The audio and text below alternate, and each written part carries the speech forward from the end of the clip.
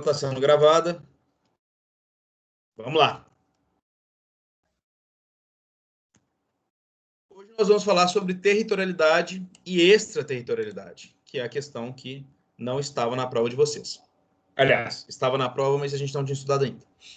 Então, a gente vai estudar a territorialidade e extraterritorialidade da lei penal e a eficácia da sentença estrangeira e do lugar do crime. Ok? Vamos lá. Então, nós vamos estudar hoje o seguinte: como que a gente resolve... Só um minutinho.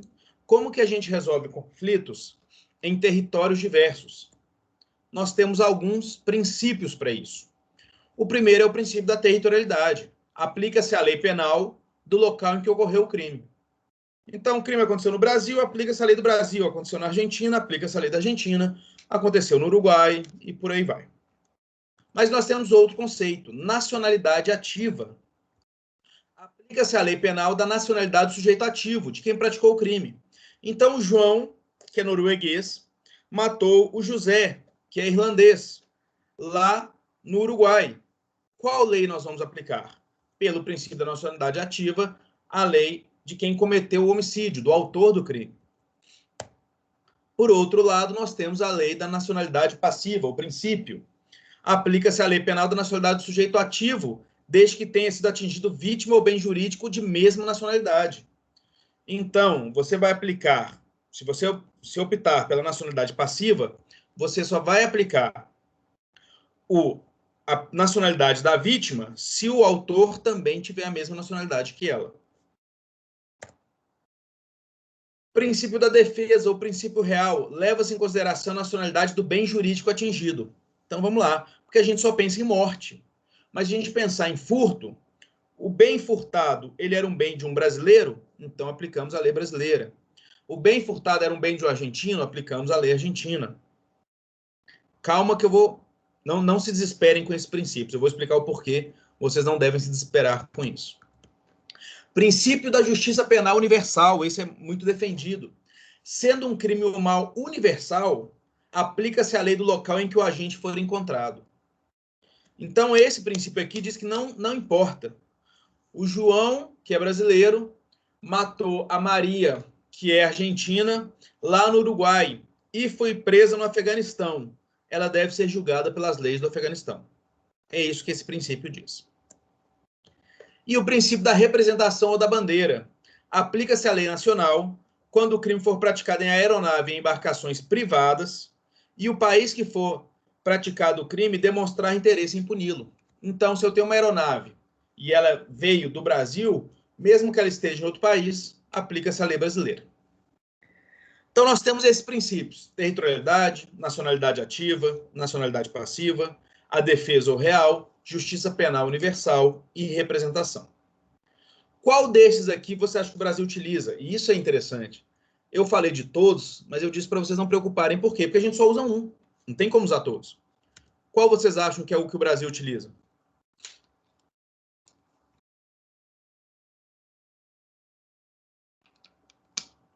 Um de cada vez? Não, não consigo ouvir.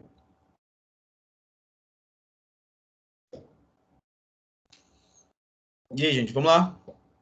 Chutem aí qual que vocês acham que o Brasil utiliza. Representação ou bandeira? Então, vamos lá. O Brasil, eu vou mostrar para vocês o artigo 5º, mas quem falou representação bandeira deu um palpite muito bom. Nós também utilizamos ele em certas ocasiões. Tá? O territorialidade é adotado no Brasil como regra, mas nós temos a exceção de usar a representação ou bandeira.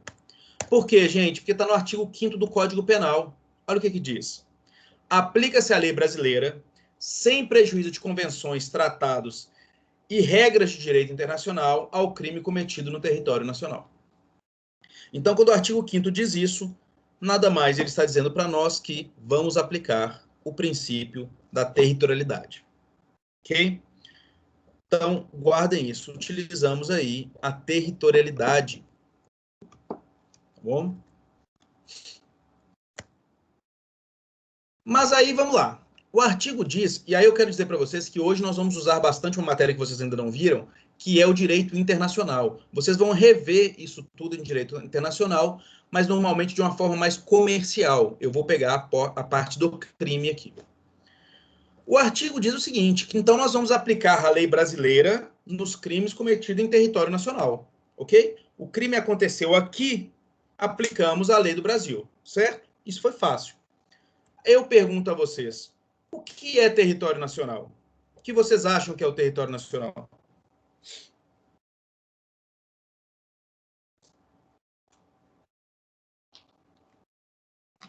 Vamos lá, gente, sem dormir hoje, hein? O que vocês acham que é o território nacional? Bora?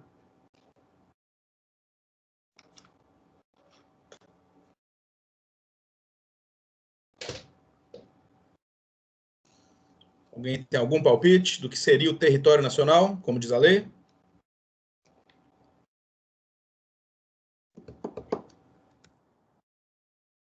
Então, como território nacional, nós temos algumas informações.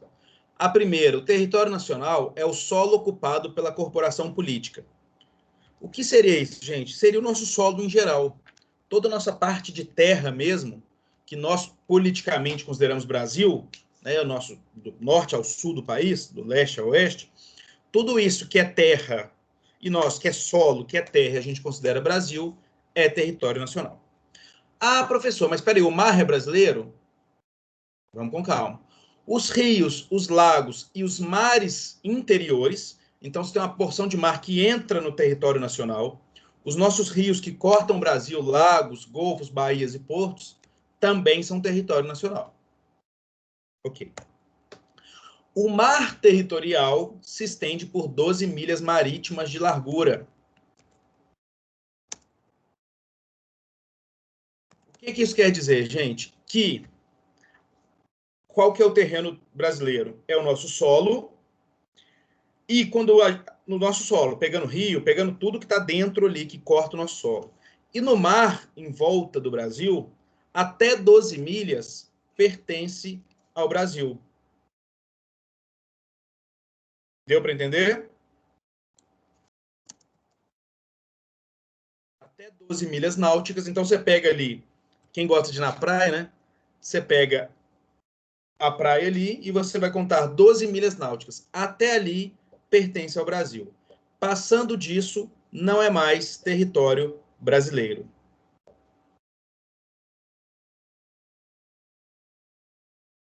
Que dá mais ou menos, acho que 1,8 km por aí. Deixa eu confirmar. 12 milhas náuticas vai dar... Ó, cada milha náutica... Vamos pôr aqui, ó, 12. Perdão, 22, vai dar o dobro. Vai dar 22 km 240. Isso pertence ao Brasil.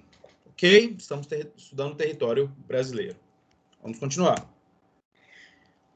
E aí, o espaço aéreo, a camada atmosférica que cobre o território nacional e o mar territorial. Pronto, fechamos o que o artigo 5º diz do território nacional. O que é o território nacional?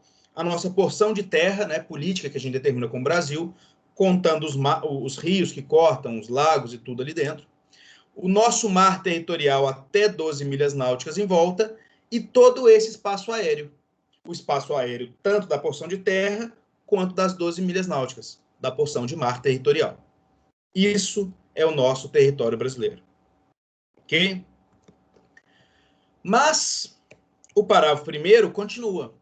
Para os efeitos penais, considera-se como extensão do território nacional as embarcações e a aeronave brasileiras, de natureza pública ou a serviço do governo brasileiro, onde quer que se encontrem, bem como as aeronaves e as embarcações brasileiras, mercantes ou de propriedade privada, que se achem, respectivamente, no espaço aéreo correspondente ou em alto mar. Vamos lá, vamos trinchar isso aqui. Então, nós estamos vendo o que é território nacional. A terra onde está o Brasil, a parte aérea até as 12 milhas náuticas. Beleza. Só que o parágrafo 1º diz o seguinte, chama a extensão do território nacional. Todo navio ou aeronave que está a serviço do Brasil é território nacional. Então, o avião que está levando o presidente para uma conferência na Inglaterra, se acontece o crime dentro daquele avião, esse crime aconteceu em território nacional, porque ele está a serviço do Brasil.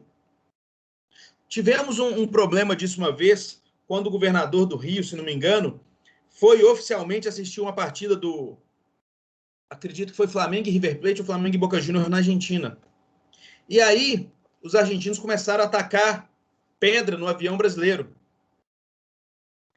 Teoricamente, o Brasil queria punir aqueles argentinos porque ele estava a serviço do país. E aquele avião, ele era território brasileiro. Então, entenda, o que é território brasileiro? Agora nós acrescentamos essa porção de terra, as 12 milhas náuticas, mais a porção aérea. E os barcos e embarcações, mesmo que não estejam aqui no nosso território, se eles estiverem a serviço do Brasil, eles pertencem ao Brasil. É por isso que dá uma embolação quando, por exemplo, uma mulher tem um filho em um navio que está a serviço do Brasil. Aquele filho nasceu em território brasileiro, mesmo que esteja lá no Japão, mesmo que aquele navio esteja navegando águas japonesas, se ele está a serviço do território brasileiro e ela teve um filho ali, aquele filho é brasileiro. Porque essa embarcação, tanto a aeronave quanto a embarcação, se estão a serviço do governo, se estão a serviço do Brasil, eles são territórios brasileiros. E mais que isso, a propriedade privada também, se ele estiver, e aí eu vou explicar para vocês, vou dar uma antecipada, o que a gente chama de alto mar. O alto mar é terra e mar, né, de ninguém. Então vamos lá.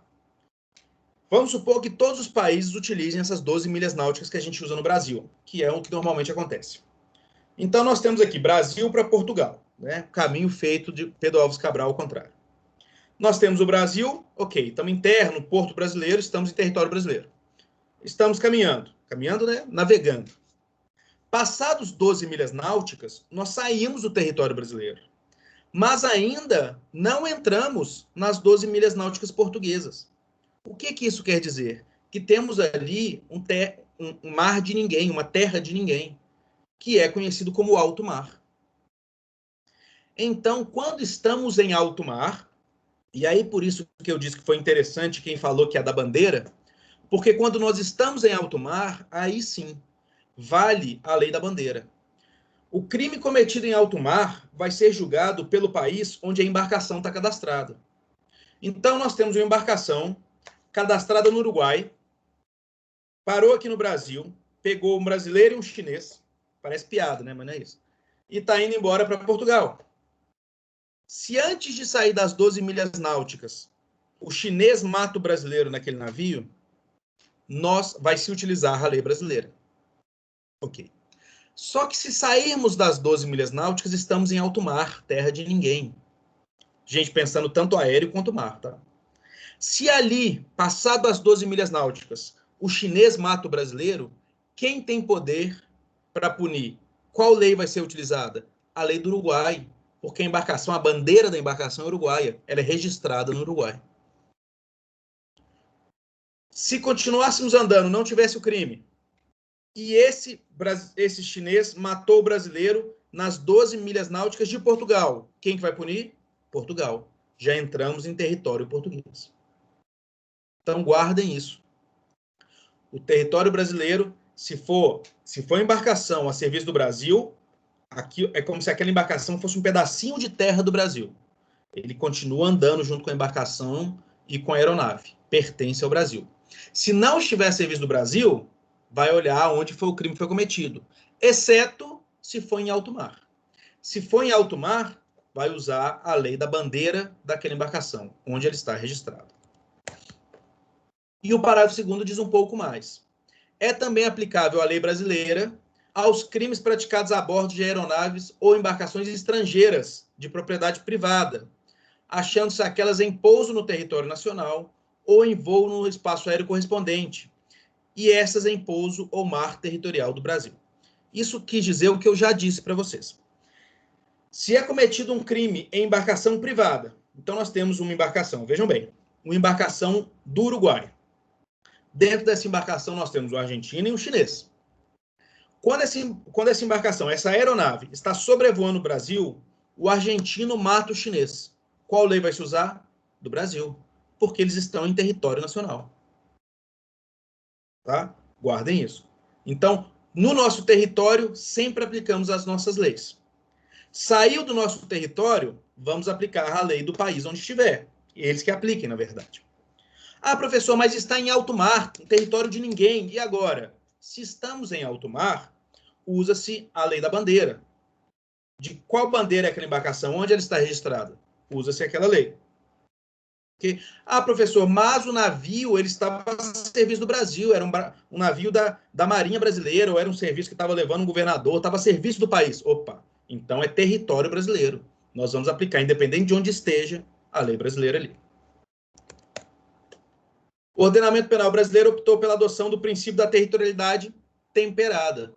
Por quê? Porque vocês viram que em alguns casos, mesmo não estando no território, a gente utiliza as nossas leis. Por isso que é territorialidade, mas temperado, não é só territorialidade. De modo excepcional, aplica-se a lei penal estrangeira aos crimes praticados no território nacional, quando assim previsto em tratados e convenções internacionais. Esse aí é o exemplo contrário do que eu dei para vocês. Vamos supor que o presidente dos Estados Unidos vem ao Brasil e tem um atentado contra a vida dele aqui. Se tem um tratado ou convenção internacional Brasil e Estados Unidos que diz, suponhamos que tenha, tá? Que diz que contra a vida do presidente se permita que o país que sofreu esse atentado que julgue e condene, o Brasil vai permitir que, mesmo o crime acontecendo aqui, os Estados Unidos que vai julgar e condenar aquela pessoa. Se existir um tratado ou convenção para isso. Ok? Cuidado, porque o que acontece? A galera dá uma viajada aí. Ah, professor, então o espaço aéreo pertence ao Brasil.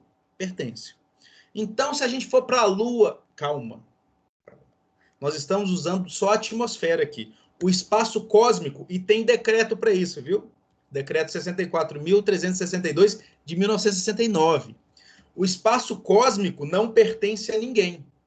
Ele não pode ser objeto de apropriação. Isso é mundial. Ninguém pode dizer, ah, eu mando no espaço, eu comando o espaço. Isso não existe. Nós comandamos a nossa parte aérea, dentro da atmosfera. Passou a atmosfera, não pertence a ninguém. É de livre exploração. Qualquer país do mundo pode explorar acima da atmosfera. Qualquer país do mundo tem esse direito. Ok?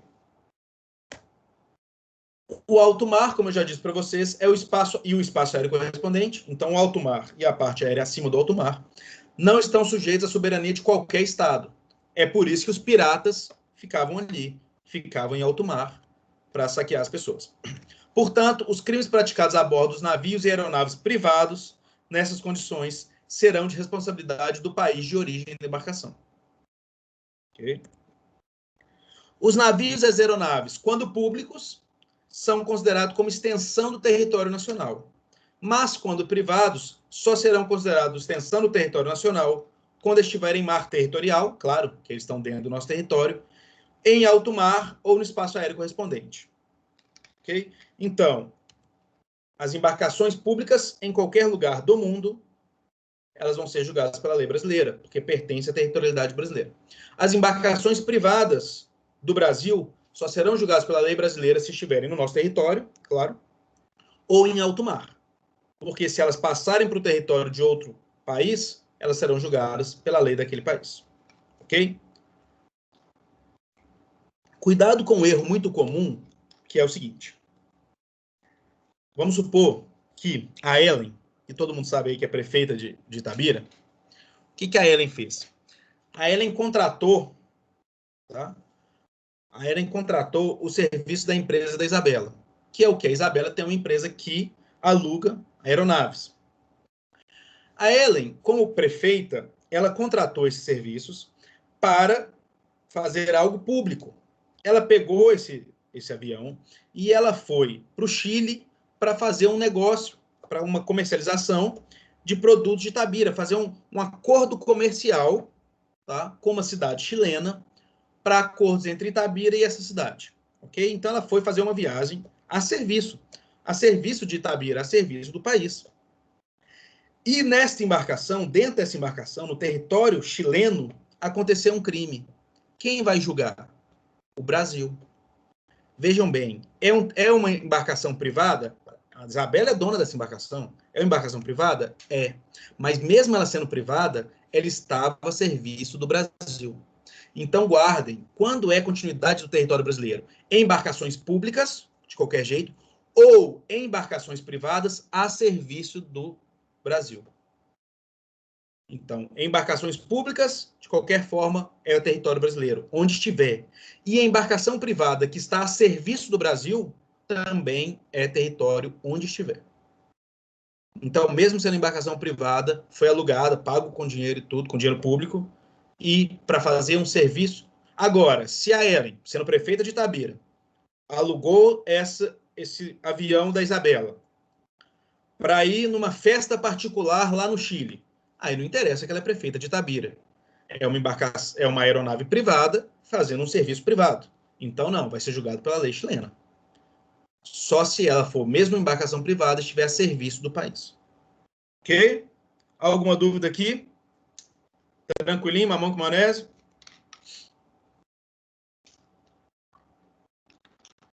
Vamos lá. Ô, Rafael, eu tenho uma dúvida.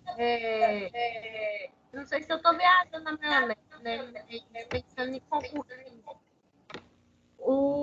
A seleção brasileira, por exemplo, ela representa o Brasil. Mas tem jogos que são oficiais, tem jogos que não são. Aí, se tiver uma embarcação que que eles tiver um crime, ele sempre vai ser julgado pela lei brasileira?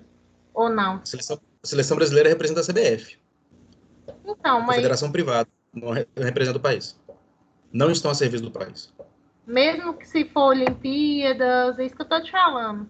A não ser que seja a comitiva brasileira em Olimpíadas. Então, Aí sim, eu tô te pode-se falando. dizer. Entendi.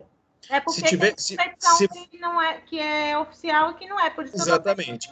Aí vai depender se aquilo ali é considerado a serviço do país. Pensando em concurso, o concurso tem que te dizer se está a serviço do país. Tá? Porque muitas vezes você vê o seguinte, eu acredito que não. Por quê? Porque você vê jogador desses esportes menores, digamos assim, juntando dinheiro para conseguir as Olimpíadas.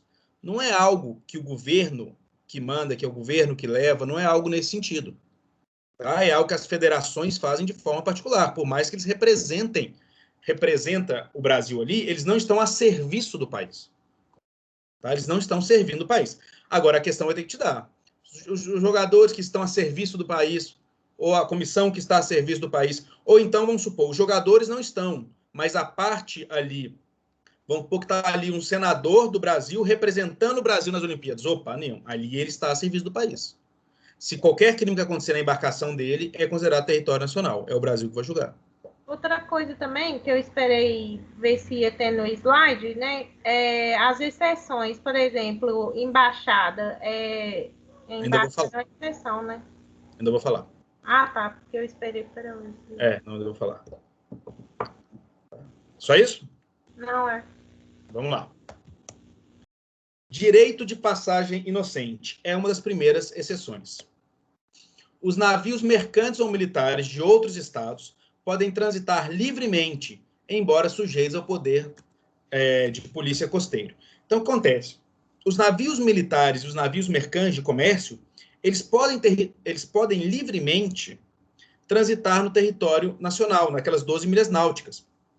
Muitas vezes, gente, o alto mar está muito bravio e tal, eles têm que entrar um pouco, passar aqui. É o direito de passagem inocente. Desde que eles respeitem a nossa polícia costeira, né? Desde que a nossa polícia costeira chegar, pedir documentos, pedir informações, eles parem, respeitem a polícia costeira, eles têm o direito de passagem inocente. Eles têm o direito de passar no nosso território. E aí, se estiver dentro desse direito de passagem inocente, for um navio mercante, de comércio ou militar, se acontecer um crime ali mesmo no nosso território, quem vai julgar é o país da bandeira.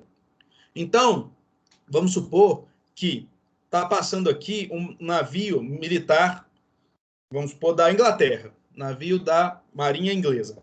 Ele está passando aqui o mar ficou bravio, ele puxou um pouco para dentro do território nacional brasileiro. No direito de passagem inocente, informou, estamos passando, o mar está bravio, a gente vai ter que entrar um pouco no território de vocês. Ok, tranquilo. Nesse momento acontece um crime lá dentro.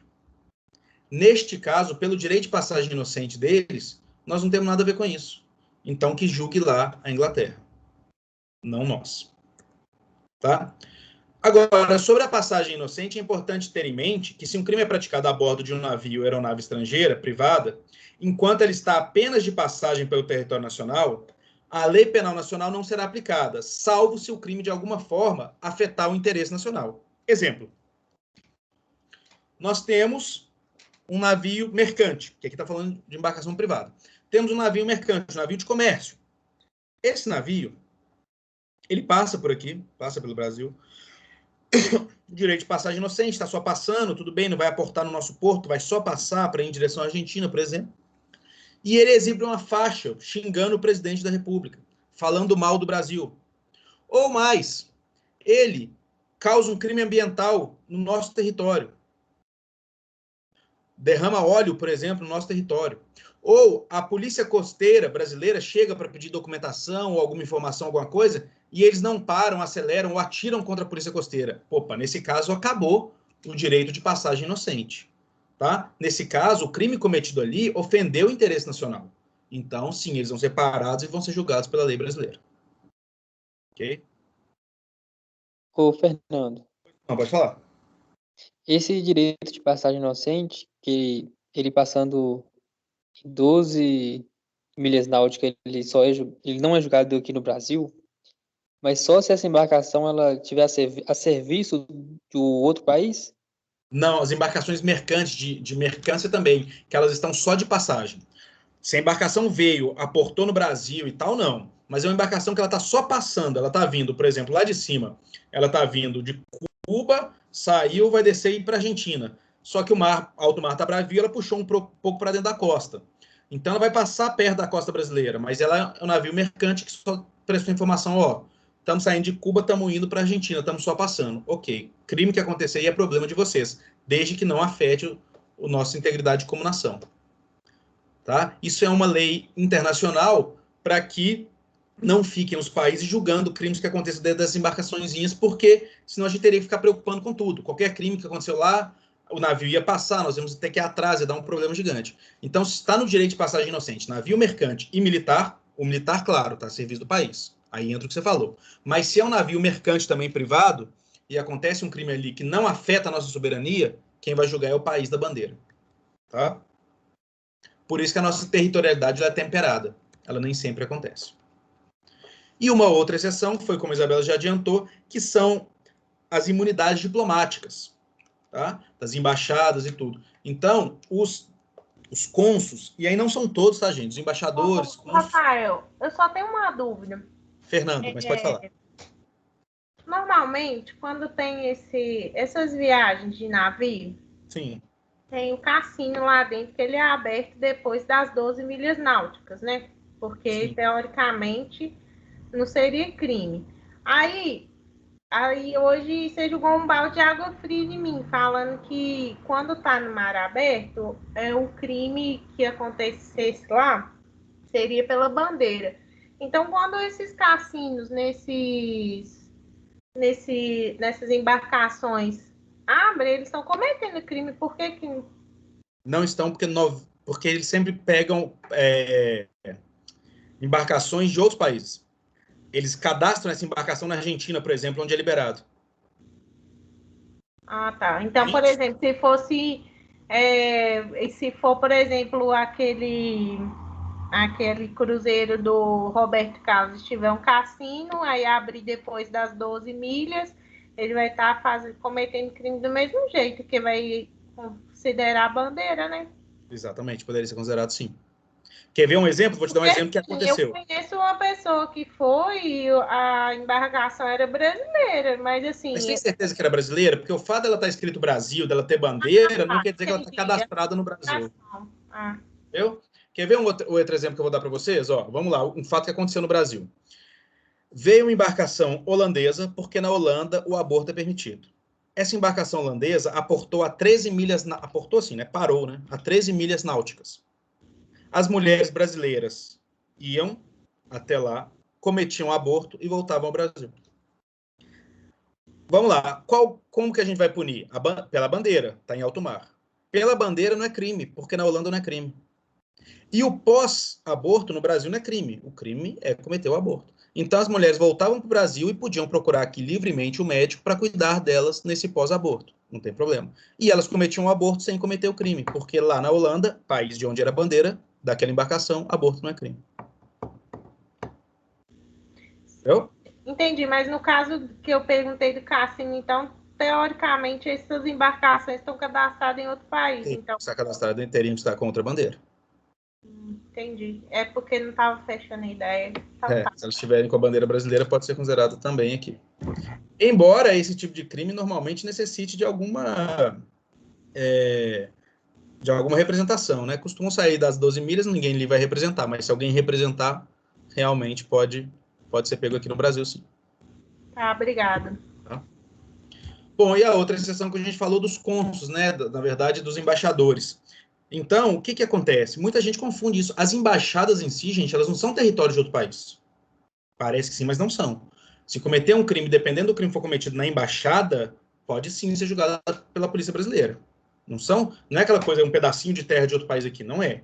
A imunidade ali é a imunidade diplomática, vamos lá, do embaixador em qualquer circunstância.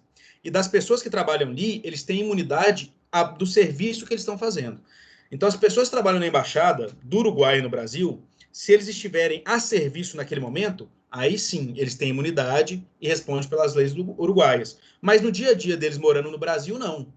Diferente do embaixador. O embaixador, sim, ele tem a imunidade completa. Então, ele vai ser julgado só pela lei do seu país. Então, ele pode cometer o que ele quiser aqui. Ele matou uma pessoa aqui. Beleza, matou a pessoa, a polícia vai chegar, vai ali preventivamente, né, detê-lo, mas ele tem que ser liberado porque ele tem que ser julgado lá no seu país. Ele não pode ser julgado aqui. Esse fato já aconteceu uma vez com o embaixador, se eu não me engano, da Ásia, eu acho, de algum lugar da Ásia, que ele foi para uma piscina, um clube, e ficou molestando crianças. A polícia chegou lá, o deteve e o levou para a embaixada, mas ele não pôde ficar preso nem ser julgado pelas leis brasileiras. Tá? Completa imunidade. Extraterritorialidade. Nós já estudamos aqui o que é territorialidade, vamos estudar a extraterritorialidade. Vai para o artigo 7º. Ficam sujeitos à lei brasileira, embora cometido no estrangeiro. Olha só, agora inverte. Nós vamos usar a nossa lei brasileira por crimes cometidos no estrangeiro. Ah, professor, mas isso você já falou. A embarcação e aeronave pública ou privada a serviço do Brasil. Não. Aquilo é territorialidade. Elas não estão no Brasil, mas aquilo ali, teoricamente, elas são um pedaço do Brasil fora do Brasil. Ainda é territorialidade. Aqui nós vamos olhar a extraterritorialidade. É algo cometido realmente fora do país, mas que a nossa lei vai julgar. Quais crimes? Claro, contra a vida ou a liberdade do presidente da República. Se em qualquer lugar do mundo que o nosso presidente estiver e é cometido um crime contra a vida dele ou contra a liberdade dele, o Brasil que vai julgar. Ah, professor, mas peraí. Exemplo, um argentino vem, o nosso presidente, o presidente do país vai à Argentina, um argentino vem e comete um atentado contra ele. Ele é preso lá e a Argentina julga ele. E a Argentina segura esse cara lá. O presidente volta para o país. O Brasil fala com a Argentina, nós queremos julgar esse cara, a nossa lei faz a gente julgar esse cara. A Argentina vai falar assim, sinto muito. Ele é argentino, eu não vou extraditar um argentino para vocês, porque ele é nosso. O Brasil também não extradita brasileiro, tá, gente? Se o brasileiro cometer um crime fora do Brasil e vier para cá, o país pode pedir o que for que a gente não manda o cara. A gente julga ele aqui, mas a gente não manda. Normalmente acontece assim. Vocês vão estudar isso em direito internacional mais certinho. A Argentina vai falar, sinto muito, esse cara é argentino, cometeu o crime aqui, nós vamos julgar e punir ele aqui, mas nós nunca vamos mandar ele para vocês. Então, se esse cara não vier para o Brasil algum dia, nós vamos sempre querer punir ele, mas nós não vamos conseguir. Tá? Aconteceu isso muito claramente com Cesare Battisti. Ele era italiano e ele cometeu crimes lá e veio para o Brasil. E vocês não vão ver essa parte aqui, que é a parte de direito internacional, mas a extradição, o Brasil não extradita pessoas que cometeram crimes políticos. Por quê? Porque a gente só vai extraditar alguém que cometeu um crime, veja bem, a gente só vai extraditar alguém que cometeu um crime em que seja crime aqui também. E o Brasil a gente não considera, em geral, esses crimes políticos, de opinião. Se ser contra o governo, se xingar o governo, a gente não considera isso como crime, em geral. Então, acontece, no caso do Cesare Battisti, foi considerado que ele cometeu lá crimes políticos na Itália, e a Itália pediu a extradição dele. E o Brasil nunca aceitou mandar ele embora por causa disso. Não, crimes políticos nós vamos mandar. Essa é a questão dele. Então, nós temos aí essas questões que vocês vão estudar em direito internacional, de quando vai acontecer uma extradição, quando não vai acontecer. Suponhamos, nós não mandamos alguém para ser extraditado se nós sabemos que no lugar é pena de morte. Os Estados Unidos ainda tem pouquíssimos lugares, mas ainda tem, com pena de morte. Então, o americano cometeu um crime nesse lugar. Ele é americano. Ele veio para o Brasil. Nós prendemos ele aqui. Aí a polícia americana fala, opa, o governo americano extradita, ele é americano, ele é nosso, cometeu um crime aqui, nós queremos ele aqui. O Brasil vai falar assim, não. Aí tem pena de morte nesse lugar onde ele cometeu o crime, nós não vamos extraditar. Tá? Assim funciona. Vocês vão estudar isso direitinho em direito internacional. Mas nós não extraditamos alguém num local com pena de morte. Nós não extraditamos alguém onde aqui não é considerado crime e o que a pessoa cometeu, né, no local é considerado crime. Então, adultério. Adultério deixou de ser crime em 2005 no Brasil. Ok. Então, se em outro país do mundo uma mulher comete um adultério e vem para o Brasil, aqui ela não vai ser nem presa, porque aqui não é crime. Ah, extradita essa mulher para cá porque aqui ela cometeu o crime de adultério. O Brasil vai falar assim, sinto muito. Ah, mas ela pertence ao nosso país. O Brasil vai falar, sinto muito. Se ela quiser voltar, ela que volta, vocês que prendam. Mas nós não vamos extraditar alguém por cometer algo que para nós não é crime. Nós não vamos pegar essa pessoa à força e colocá-la no avião. Tá? Assim funciona. Então, crimes contra a vida ou a liberdade do presidente da República. P. Contra o patrimônio ou a fé pública da União, do Distrito Federal, de Estado, de território, de município, de empresa pública, sociedade de economia mista, autarquia, fundação instituída pelo poder público. Vocês ainda vão estudar muito isso em direito administrativo. Tá? Então, vocês vão ver as diferenças de empresa pública, sociedade de economia mista, autarquia, fundação, mas isso aí tudo pertence ao poder público. É só a forma que ele é criado. O Banco do Brasil é uma coisa, a Caixa Econômica Federal é outra, mas todos são coisas públicas. Né? Normalmente com, no mínimo, 51% de público e o restante pode ser até privado, mas a maioria é público. E os entes federativos, né? Os estados, os municípios. Então, qualquer crime contra o patrimônio ou a fé pública, né, do Brasil, de algum estado brasileiro, de alguma cidade brasileira ou de alguma dessas empresas, então, um crime cometido contra a Petrobras em outro país, é o caso de Pasadena, que a gente viu o que aconteceu, então, um crime cometido contra a Petrobras, né, em outro país, nós vamos querer punir. C. Contra a administração pública por quem está a seu serviço. Então, tem alguém a serviço da administração pública brasileira. Olha, eu sou um cônsul, estou a serviço... Aí eu vou lá e dou um golpe lá fora contra o Brasil, faço o Brasil ter um prejuízo gigante e tal. O Brasil fala, não interessa que você cometeu esse crime estando na Itália, nós vamos te punir, porque você é um servidor público, está a serviço do país e você cometeu um crime contra a administração pública. Então, guardem, são esses três aí, que mesmo fora do país, nós vamos tentar punir a pessoa. E o último, de genocídio, quando o agente for brasileiro ou domiciliado no Brasil. Crime de genocídio, quando alguém comete um crime exclusivamente contra uma raça, contra uma etnia, tá? Então é um crime muito específico. É alguém querendo eliminar toda uma raça, alguém querendo eliminar toda uma etnia. Esse é não toda, uma boa parcela dela, só pelo fato de serem daquela raça ou daquela etnia. Isso é o crime de genocídio. E é um crime, claro, principalmente depois da Segunda Guerra Mundial, né, que foi um genocídio, que foi matar os judeus simplesmente por serem judeus. Então, após a Segunda Guerra Mundial, todos os países do mundo, ou basicamente todos, se comprometeram a punir seriamente o genocídio. E o Brasil disse na sua lei, no artigo 7º, o Brasil diz, olha, no caso de genocídio, se o agente, quem cometeu, for brasileiro ou morar no Brasil, independente de onde ele cometeu esse crime, nós vamos punir, porque é um crime muito sério. Tá? Então, são essas as questões de extraterritorialidade. Agora, guardem, nós vimos os primeiros.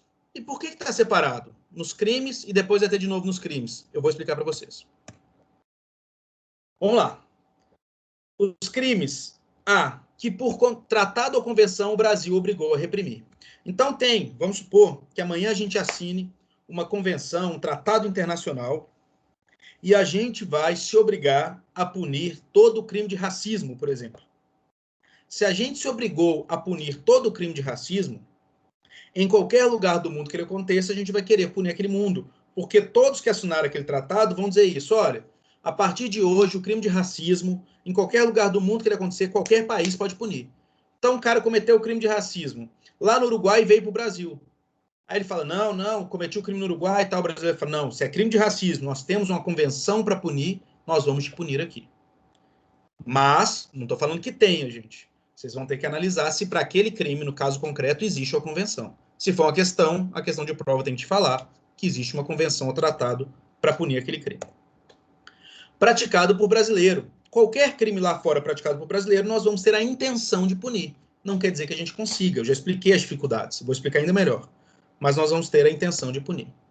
Praticados em aeronaves ou embarcações brasileiras, mercante ou de propriedade privada, quando em território estrangeiro e ali não sejam julgados. Então, o que acontece? Vejam bem, nós temos aeronave ou embarcação brasileira. Nós temos uma aeronave ou embarcação brasileira mercante ou de propriedade privada. Essa aeronave está, suponhamos, passando pela Holanda, como eu falei com vocês, onde o aborto não é punido. E ali alguém pratica um aborto. Aí o Brasil vira e aí essa pessoa, ali acontece um aborto e a pessoa volta ao Brasil. O Brasil fala, opa, lá não é punido, mas a embarcação é brasileira. Então nós vamos tentar punir o crime que aqui é crime, mas lá não era. E aí eu adiantei para vocês o parágrafo primeiro para a gente não ter que ficar voltando. Olha só. Nos crimes do inciso 1, quais são os crimes do inciso 1, gente? Esses aqui. Contra a vida do presidente, são os mais sérios, né? Contra a liberdade e a vida do presidente, o patrimônio e a fé pública da União, contra a administração pública. São os crimes contra o Brasil, gente. Falsificar nossa moeda. O real não pode ser falsificado em lugar nenhum do mundo, que a gente vai tentar punir. Se ele fosse falsificado na China, no Japão, no Uruguai, no Paraguai, nós vamos tentar punir, porque é a nossa moeda. Entendeu? É a fé pública. Então, é o nosso patrimônio. Então, crimes contra o patrimônio, a vida, a liberdade do presidente, contra a nossa administração pública, ou de genocídio, esse é o inciso primeiro. Nesses crimes, o agente é punido segundo a lei brasileira, ainda que absolvido ou condenado no estrangeiro.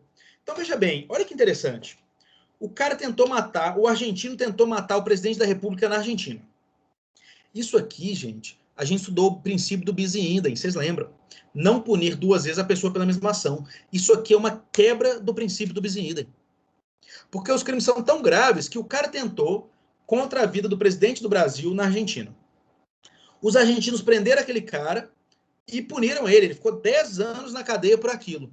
O Brasil tá assim, não me interessa que ele ficou 10 anos. Se esse cara pisar aqui, se a gente prender esse cara algum dia, nós vamos condenar e punir ele de novo.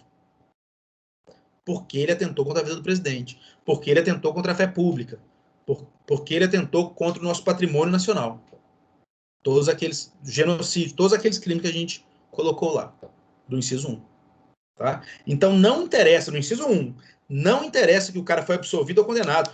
Teve um julgamento na Argentina e aquele cara foi considerado inocente por tentar contra a vida do presidente. Se ele pisar no Brasil, nós vamos prender ele, vamos julgar de forma justa, e se ele for condenado, ele vai pagar aqui, mesmo sendo inocentado lá fora. Tá? O contrário do que acontece no inciso 2º. O que são os crimes do inciso 2º? Esses aqui. Para tratar da Convenção Brasil se obrigou a reprimir, os praticados por brasileiro e os em aeronave e embarcações brasileiras. Nesse caso aqui, para a gente punir, tem que acontecer algumas coisas. E quando aqui diz, dependendo do concurso, quer dizer que tem que ter todas essas coisas. Primeiro, entrar o agente em território nacional. No caso lá do argentino, que tentou matar o presidente, nós vamos tentar pegar ele onde ele estiver. Nós vamos dar um jeito de tentar pegar esse cara e trazer ele para o Brasil. No segundo aqui, não. Nós vamos ter que esperar ele entrar em território nacional. B. Ser um fato punível também no país em que foi praticado. Gente, vamos supor que, dando um exemplo bizarro, mas vamos supor que falsificar moeda não seja crime no Paraguai. Falsificar moeda no Paraguai não é crime. Alguém falsifica moeda brasileira. Não interessa que lá não é crime. Nós vamos tentar punir esse cara. É a nossa fé pública. Agora, vamos supor que um brasileiro praticou, vamos supor ali, um aborto na Holanda, como eu disse para vocês. Ele praticou um aborto na Holanda. Aqui não é considerado crime. Mas lá tem que ser considerado crime para a gente também poder punir. É o que diz a letra B. C. Estar o crime incluído entre aqueles pelos quais a lei brasileira autoriza a extradição. Isso é questão técnica que vocês vão ver direito internacional. Mas existem alguns crimes que a gente permite extraditar alguém e existem alguns crimes que a gente não permite extraditar alguém. Lembrando, extraditar, mandar embora do nosso país, só estrangeiro. O brasileiro não é extraditado. Um brasileiro não pode pegar e ser mandado embora. Só um estrangeiro. D. Não ter sido agente absolvido no estrangeiro ou não ter aí cumprido pena. Olha como é que é diferente do primeiro. Nos primeiros casos, no inciso 1, nós não estamos nem aí se esse cara foi absolvido ou condenado. Nós queremos punir ele de novo. Aqui não. Aqui, se o cara cometeu um dos crimes do inciso 2 e ele foi condenado lá ou absolvido, acabou. Aquela condenação ou absolvição no país estrangeiro, pra gente basta. Não ter sido agente perdoado no estrangeiro ou por outro motivo não está segundo a lei mais favorável. Então, o brasileiro que cometeu um crime lá fora que a gente quer punir, por exemplo, a punibilidade dele foi considerada extinta. Por quê? Porque passou muito tempo, 5 anos depois, 7 anos depois. Aí o Brasil vai falar assim, opa, mas aqui não, porque aqui, exemplo que vocês ainda vão aprender sobre prescrição e decadência. Aqui a prescrição acontece em 8 anos. Ah, mas lá acontece em 5. E aí nós vamos usar a lei mais favorável. Então, no inciso 2, precisa ter essa soma de coisas. Ele ainda vem com o parágrafo 3º. Olha o que ele diz no parágrafo 3º. Ele ainda amplia. A lei brasileira aplica-se também ao crime cometido por estrangeiro contra brasileiro fora do Brasil. O famoso caso do Jean Charles, que morreu, né, na Inglaterra, confundiram ele lá e os policiais mataram ele num trem na Inglaterra. Se reunir das condições previstas no parágrafo anterior. Então, se reunir dessas condições todas, cometesse um crime de um estrangeiro contra um brasileiro no exterior, a gente tem que reunir todas essas letras aqui, da A até a E, mais 2. Não foi pedido ou negado a extradição. Então, se a gente não pediu, ou o país não negou de cara a extradição daquela pessoa, e, por último, tem que haver a requisição do ministro da Justiça. Para a gente punir um crime cometido por um estrangeiro contra o brasileiro, o ministro da Justiça tem que requisitar. Então, gente, são questões bem técnicas essa partezinha. Como eu disse, que vocês vão ver elas detalhadas em direito internacional, mas só para vocês terem ideia do que acontece quando há um crime fora do país. A nossa ideia é não deixar de punir ninguém, porque todo mundo cometeu um crime deve ser punido. Tá? E aí, nisso, a gente entra numa questão de prova, que todo mundo errou, claro, que vocês não sabiam a matéria, chamada lugar do crime. E eu acho que vocês já viram isso aqui que eu vou colocar aqui. Quem lembra? Teoria da atividade, teoria da resultado e teoria da ubiquidade. Nós vimos isso quando a gente foi estudar o quê? Quem que lembra? Quando a gente foi estudar o tempo do crime. Quando a gente foi estudar quando o crime acontece. Gente, quando o crime acontece? Lembra da teoria da atividade? Da ação ou omissão. Então, a Ellie deu um tiro na Isabela hoje. Hoje o crime aconteceu. Não interessa que a Isabela morreu 5 dias depois. A gente estudou isso. Não é teoria do resultado. Não importa para nós o resultado. Importa para a gente a atividade. Importa para a gente saber quando o crime aconteceu. Importa para a gente quando a pessoa cometeu a ação ou omissão. Não é isso? A gente estudou essa teoria da atividade. Mas e no lugar do crime? Nós temos as 3 teorias aqui de novo. Teoria da atividade, né? O lugar do crime seria aquele onde ocorreu a ação ou omissão. Teoria do resultado, o lugar do crime seria aquele onde o resultado foi produzido.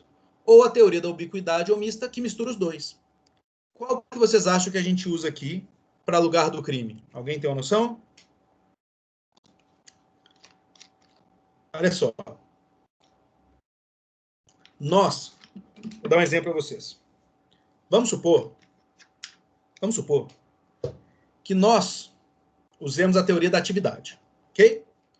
Então, a gente usa a teoria da atividade, vocês lembram, para o tempo do crime, para quando o crime vai ocorrer. Agora nós estamos falando onde o crime ocorreu, lugar do crime. Então, teoria da atividade para quando ocorreu. Agora vamos ver onde ele ocorreu. Suponhamos que o Brasil utilize a teoria da atividade. Então, o lugar do crime vai ser onde aconteceu a ação ou omissão. E suponhamos que a Argentina, por exemplo, use a teoria do resultado. O crime vai se dar onde teve o resultado, certo? Certo. Então, vamos supor que duas pessoas saem da Argentina, uma dá uma facada na outra, mas a pessoa não veio morrer na Argentina. Lá, usa a teoria do resultado. Ok. A pessoa vem, continua na embarcação, e a pessoa morre 3 dias depois que ela chegou no Brasil. A Argentina não pode punir essa pessoa, porque a Argentina usa, exemplo, a teoria do resultado, e o resultado foi no Brasil. O Brasil não pode punir essa pessoa, porque o Brasil usa a teoria da atividade, e a atividade foi na Argentina. Resumindo, teríamos impunidade. Para não termos impunidade, o Brasil, quando se trata de lugar do crime, usa a teoria da ubiquidade. E isso é o que mais cai em concurso público para bagunçar a vida de vocês. Tempo do crime, a atividade. Lugar do crime, ubiquidade. Então, se o cara foi esfaqueado no Brasil e morreu na Argentina, não interessa. Nós vamos tentar puni-lo. Porque nós usamos ubiquidade. Quando aconteceu a ação ou omissão ou quando deu resultado. Exemplo. A Isabela deu uma facada na Ellen lá em Paris. Elas estavam no avião em Paris, né? Ok. A Ellen veio para o Brasil e ela morreu no Brasil 3 dias depois. Opa! Resultado foi no Brasil? Podemos punir a Isabela aqui. Ah, a Isabela deu uma facada na Ellen aqui no Brasil e a Ellen foi morrer lá em Paris 3 dias depois. Se a Isabela voltar para o Brasil, nós vamos puni-la aqui também. Então, quando se trata de lugar do crime, gente, quando se trata de onde o crime aconteceu, nós usamos a teoria da ubiquidade. Não interessa se foi o resultado no Brasil ou se a atividade foi no Brasil. Nós vamos punir qualquer um. Se a pessoa veio a ter o resultado aqui, ou se a pessoa teve ação aqui, não interessa. Nós vamos punir. Para que não haja impunidade. Ok? Então, lembrem-se disso. E como que vocês vão lembrar disso? Lembrar do luta. Como que lembra do luta, gente? Lugar do crime, ubiquidade. Tempo do crime, atividade. É só lembrar que direito penal é muita luta. Então, vocês não se esqueçam, porque isso aqui em concurso eles fazem direto para embaralhar vocês. Eles misturam as duas teorias. O lugar do crime, que é onde o crime aconteceu, ubiquidade. Tá? O tempo do crime, que é quando o crime aconteceu, a atividade. Onde aconteceu, ubiquidade. Quando aconteceu, a atividade. Quando o crime acontece, gente? Só no momento da ação ou omissão da pessoa. Não interessa o resultado. Agora, onde ele acontece? Ele acontece onde teve a ação ou omissão e ele acontece onde teve o resultado também. Em qualquer um dos dois. Se um dos dois foi no Brasil, nós vamos punir. Tá? Não se esqueçam dessa diferença. E aí nós vamos, gente, da eficiência da sentença estrangeira no país. Olha só. A sentença estrangeira, quando a aplicação da lei brasileira produz na espécie as mesmas consequências, pode ser homologada no Brasil.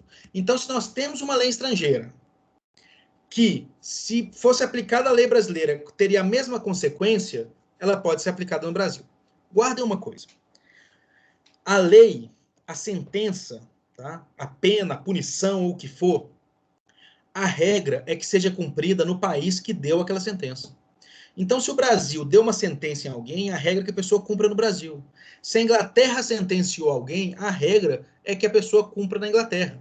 E isso é a regra, é o que acontece 99,9% das vezes. Mas existe uma exceção, que é o quê? Quando uma lei estrangeira vai ter eficácia no Brasil. Quando isso acontece? Quando é uma sentença que obriga o condenado à reparação do dano. Opa, estou torto aqui, agora ficou certo.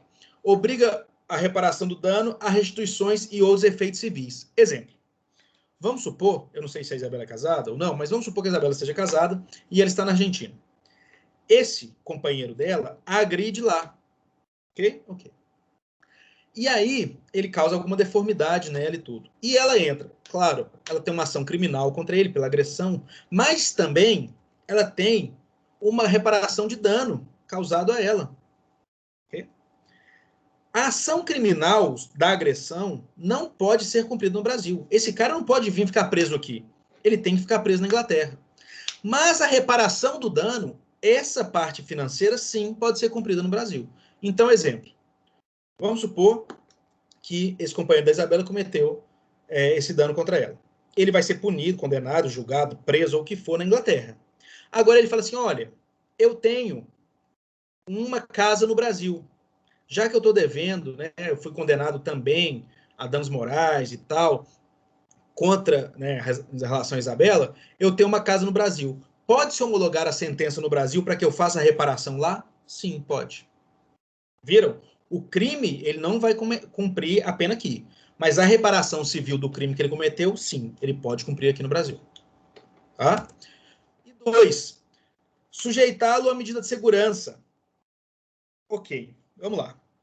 Então é 1 e 2. 1, obrigar o condenado à reparação do dano, a restituição e outros efeitos civis. Ficou um pouco torto aqui, mas o 2 é sujeitá-lo à medida de segurança. Gente, o que é medida de segurança? Nós temos, vocês vão estudar ainda no semestre que vem, que nós temos pena e temos medida de segurança. A medida de segurança nada tem a ver com a pena. Tá? A pena é uma punição, a pessoa cometer um crime. A medida de segurança, normalmente, são para as pessoas que têm algum desvio, algum problema mental.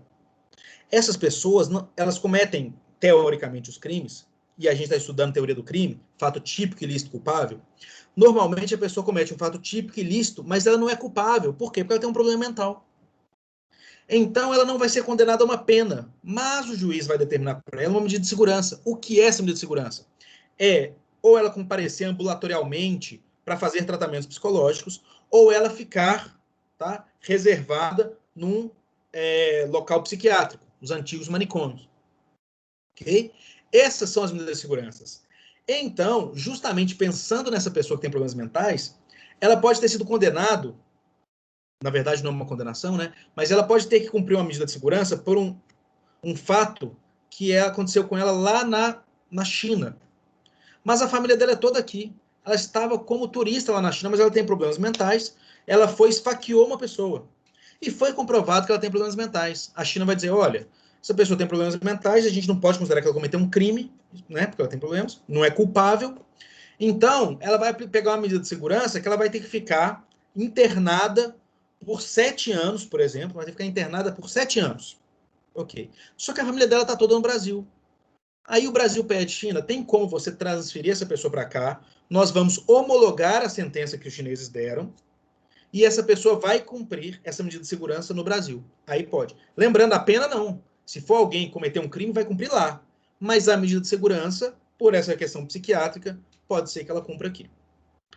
E para que isso aconteça, gente, de que depende? Primeiro, do inciso 1, que é a reparação do dano, de pedido da parte interessada. Então, a Isabela tem que pedir, falar, olha, meu companheiro me agrediu na Inglaterra, ele ficou preso lá, foi condenado, ficou preso lá, ele voltou ao Brasil, mas ele ainda não me pagou o que ele me deve, com esse dano que ele me causou. Eu quero homologar a sentença da Inglaterra no Brasil para eu poder cobrar ele aqui. Ok, requerimento da parte interessada. Agora, qual que é a outra condição? Para os outros efeitos, que é a questão da medida de segurança, para os outros efeitos, da existência de tratado de extradição com o país de cuja autoridade judiciária emanou a sentença, ou na falta de tratado, de requisição do ministro da Justiça. Exemplo que eu dei. A pessoa com problema mental foi na China e esfaqueou outra. Ok. Ela lá na China vai tomar uma medida de segurança, não vai ser pena, porque ela não comete crime. Só que o Brasil e a China têm uma convenção de extradição. Olha, se um chinês cometer crime no Brasil, manda ele para mim. Ah, então, né, a China fala com a gente. Nós brasileiros falamos, ó, se um brasileiro cometer crime na China, manda ele para a gente. Tem esse acordo de extradição. Aliás, não cometeu crime na China, cometeu crime em outro país e foi para a China. Manda ele para a gente.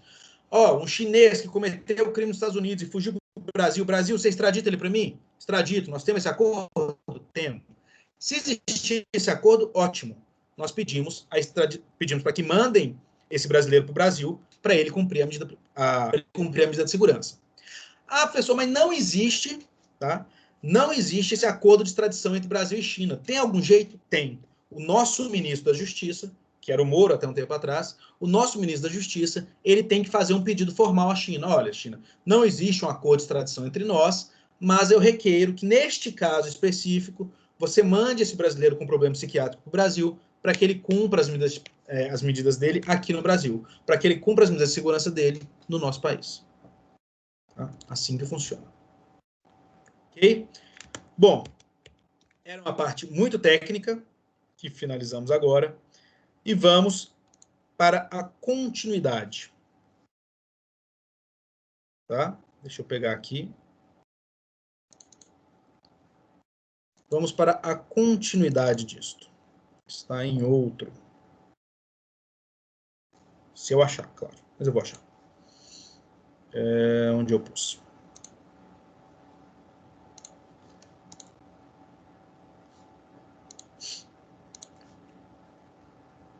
Achei. Gente, quando vocês estiverem vendo a tela, me avisem, porque aí eu vou saber que está rodando.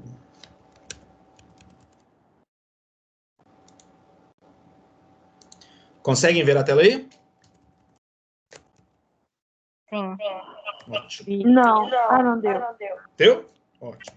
Então, depois de ver essa parte, depois de ver essa parte de territorialidade e essa territorialidade, gente, vamos para estudar uma coisa muito legal que se chama intercrimes.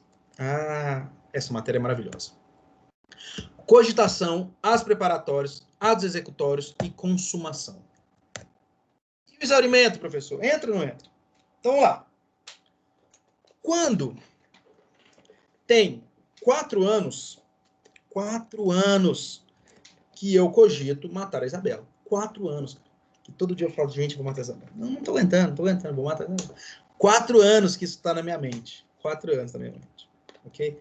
Por que que eu quero matar a Isabela, gente? Por que que eu quero matar a Isabela? Porque o meu sonho, depois de matar a Isabela, é cortar o cabelo dela e fazer uma peruca com o cabelo dela para mim. É meu sonho. Tá? Esse é meu sonho. Ok? Então, beleza. Então, vamos lá. E eu penso há 4 anos nisso.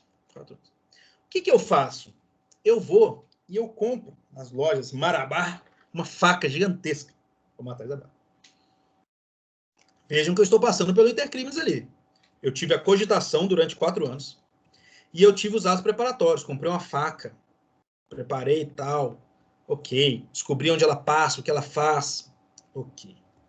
Depois eu fui e comecei a minha execução.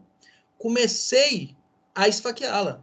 Mandei ela parar, falei que ia matá-la e comecei a esfaqueá-la. Comecei a minha execução. E finalmente eu mato a Isabela. Consumei o crime. Consumação. Então nós temos todos os atos aqui. Nós temos a cogitação, os atos preparatórios, os atos executórios e a consumação. Gente, ao final, eu ter cortado o cabelo dela para fazer uma peruca, faz parte do crime? Não. É só um exaurimento. É só uma coisinha a mais. E o exaurimento não faz parte do intercrimes. Exemplo. Lidiane, obrigado por ter aberto a câmera, eu sequestro a Lidiane, mantenho em cárcere privado e peço um resgate para a família dela. Tá?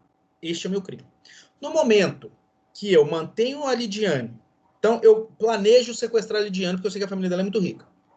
Estou preparando. Depois eu alugo uma casa, olha só, alugo uma casa que vai ser o cárcere privado, onde ela vai ficar. Eu alugo essa casa, eu preparo tudo. Passei da cogitação e comecei a preparar, comecei a agir. Depois, o que eu faço? Eu espero ela sair de onde ela trabalha, pego ela e jogo no carro. Começou a minha execução. Estou executando o crime. Não é? Coloco ela no cativeiro e ligo para a família dela. E o que eu falo com a família dela? Estou com a Lidiane aqui e eu só entrego para vocês se vocês me derem 50 milhões de reais. Nesse momento, o crime se consumou. Nesse momento, o crime se consumou. Ah, professor, mas e se a família der ou não? Não interessa. É mero exaurimento. Se a família me der o dinheiro ou não me der, não muda nada pro crime.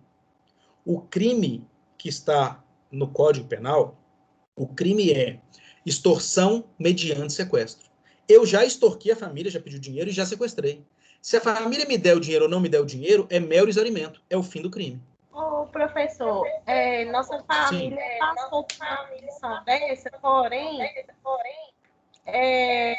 eles cortaram, sabe, assim, orelha, cortou pênis, aí isso vai ser mero exaurimento também? Isso faz parte do crime. Então, mas aí... Isso faz parte da extorsão. Está extorquindo usando a dor. Então, mas aí não vai ser... Não vai ter um agravante, nada? Sim, vai ter, até para a questão do dinheiro, vai ter. Agravantes tem. Eu estou falando para caracterizar o crime. O que caracteriza o crime? Não entendi isso, não. Como é? Não entendi? Então, não entendi o que o senhor está querendo explicar, Claro. não. O que caracteriza o crime de extorsão mediante sequestro? A pessoa tem que sequestrar e extorquir. Uhum. Se ela conseguiu o resultado dela, que é o dinheiro ou não, não muda. Ela já cometeu o crime ali. Ela não precisa receber o dinheiro para cometer o crime. Sabe por quê? Porque se a gente considerar que ela precisa receber o dinheiro para cometer o crime, se ela não recebe dinheiro, ela fez isso tudo e é tentativa. Não está consumado. Se cortar a orelha e, por exemplo, ganhar aí nós vamos ter agravante de pena, que é do semestre que vem. Então, o crime tem uma pena, um mínimo e um máximo. Dependendo do que for feito, a pena vai sendo aumentada. É outra coisa. Nós estamos falando do que caracteriza o crime. É ou não é crime? O fato de a pessoa colocar alguém num cárcere privado e extorquir a família ligando, já é o crime. Ele cortar a orelha, continua sendo o mesmo crime. Só que nós vamos ter penas maiores. Tá? Beleza? Ok. Vamos lá. Exemplo. Eu vou e eu chamo uma pessoa da sala de feia. Nós vamos entrar, vocês vão estudar ainda crimes contra a honra, injúria, calúnia e difamação. Ok. Então vamos supor que eu esteja injuriando ou difamando alguém. Nesse meu ato, só eu fazer isso, eu falar que a pessoa é feia, que é boba e tal, eu já cometi o crime.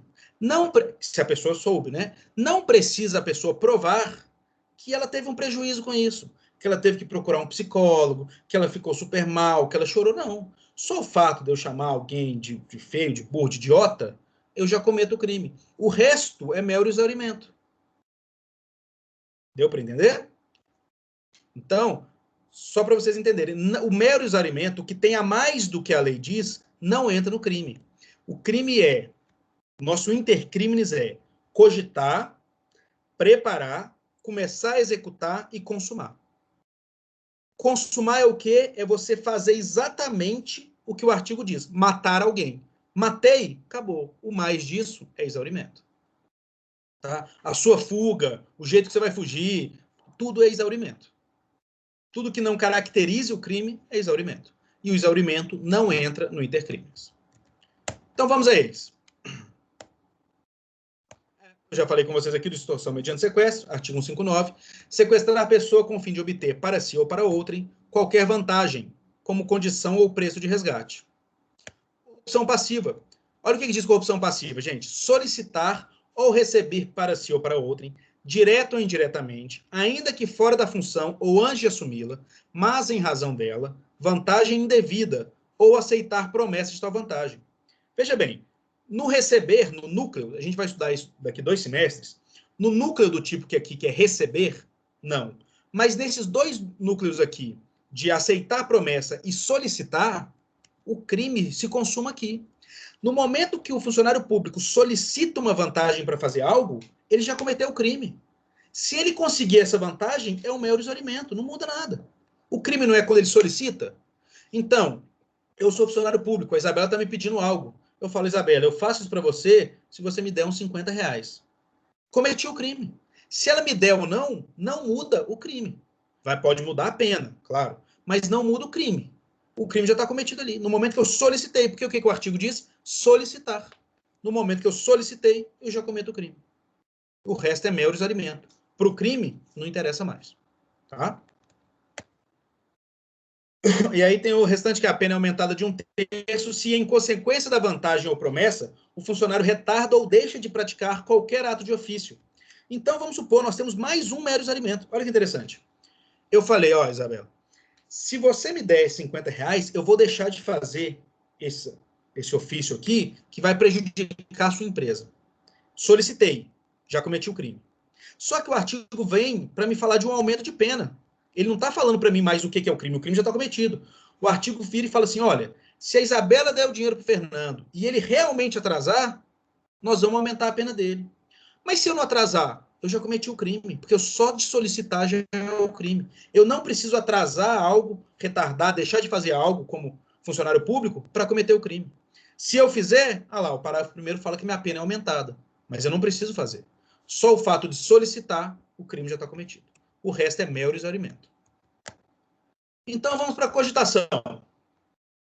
O que é cogitação? A cogitação é aquilo que eu disse para vocês. É contar aqui, ó. Quem hoje... Aliás, quem não? Quantas pessoas hoje vocês mataram? Vocês podem me dizer? Quem é casado já pode dizer uma, no mínimo. Quem tem filho, o nome do marido e o nome dos filhos, ou da mulher e dos filhos. Certeza, não vem com essa. Não tem essa. Quem tem aula de penal, já põe o nome do professor na lista. Não tem jeito. Todo dia a gente mata. Quem dirige no trânsito, daqui de BH, 6h30, mata uns 15 na mente. Impossível.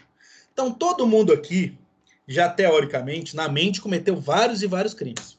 Tá? Cogitamos. Não, e tem gente que tem gente que é mais avançado. Tem gente que já imaginou. Nossa, cara, eu queria chegar um dia, meu chefe começar a me xingar, eu pegar uma faca, cortar a garganta dele assim devagarzinho, assim, ó. Meu sonho. Cara, e aí? Você está só cogitando.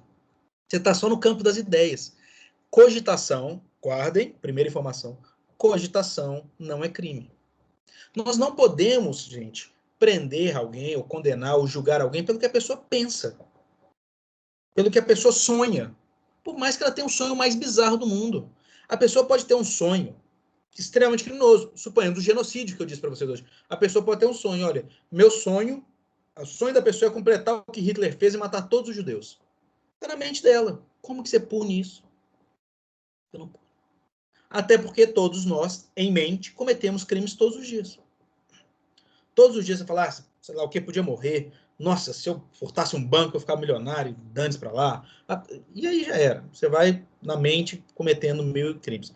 Porque a gente não pode punir o que a pessoa pensa, não podemos punir o que a pessoa é. A gente só pode punir o que a pessoa faz ou deixa de fazer. Tá?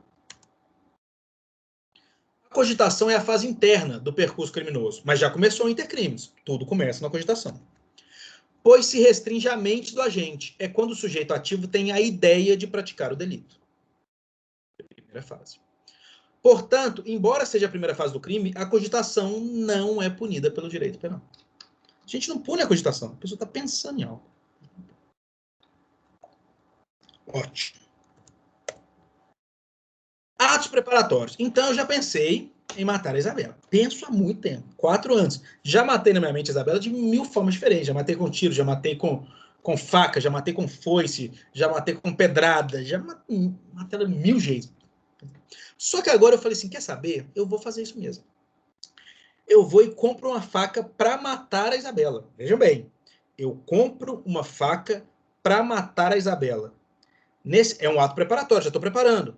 Nesse ato aqui, agora, que eu comprei uma faca para matar a Isabela, eu posso ser punido? Aqui o direito penal pode agir? Sim ou não?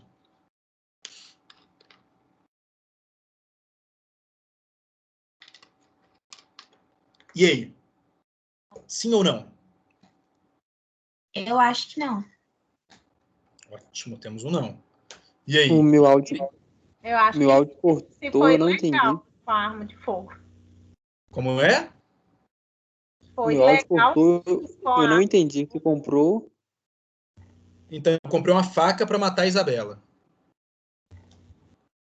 É um ato preparatório. Eu não estou só pensando em matar ela, eu já estou me preparando. Comprei uma faca para matar a Isabela.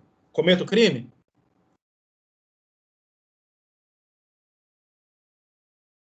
E aí? Eu acho que não também. Eu quero sequestrar a Isabela. Eu alugo uma casa para ser o cárcere privado. Já estou começando a preparar. Já aluguei uma casa e aluguei um carro para ir lá na cidade dela e sequestrar ela. Cometo o crime? Sim ou não? Eu acho que não. Então, Eu gente, também acho que não. vocês viram que, em regra, então a resposta é não, em regra, os atos preparatórios, assim como a cogitação, não configuram crime. Atos preparatórios, a regra é, guardem isso. Pergunta, sim ou não, atos preparatórios configuram crime? Não. Professor, tem exceção? Tem. Quando eles configuram um outro crime autônomo, que é o que a Isabela falou. Suponhamos que eu não tivesse porte de arma de fogo. Eu comprei uma arma de fogo para matar a Isabela. Ok? Ok. É um ato preparatório para matar a Isabela? É. Tudo bem. Eu fui pego na rua com aquela arma. Eu respondo por tentativa de homicídio? Não. Eu respondo pelo crime autônomo de porte ilegal de arma de fogo.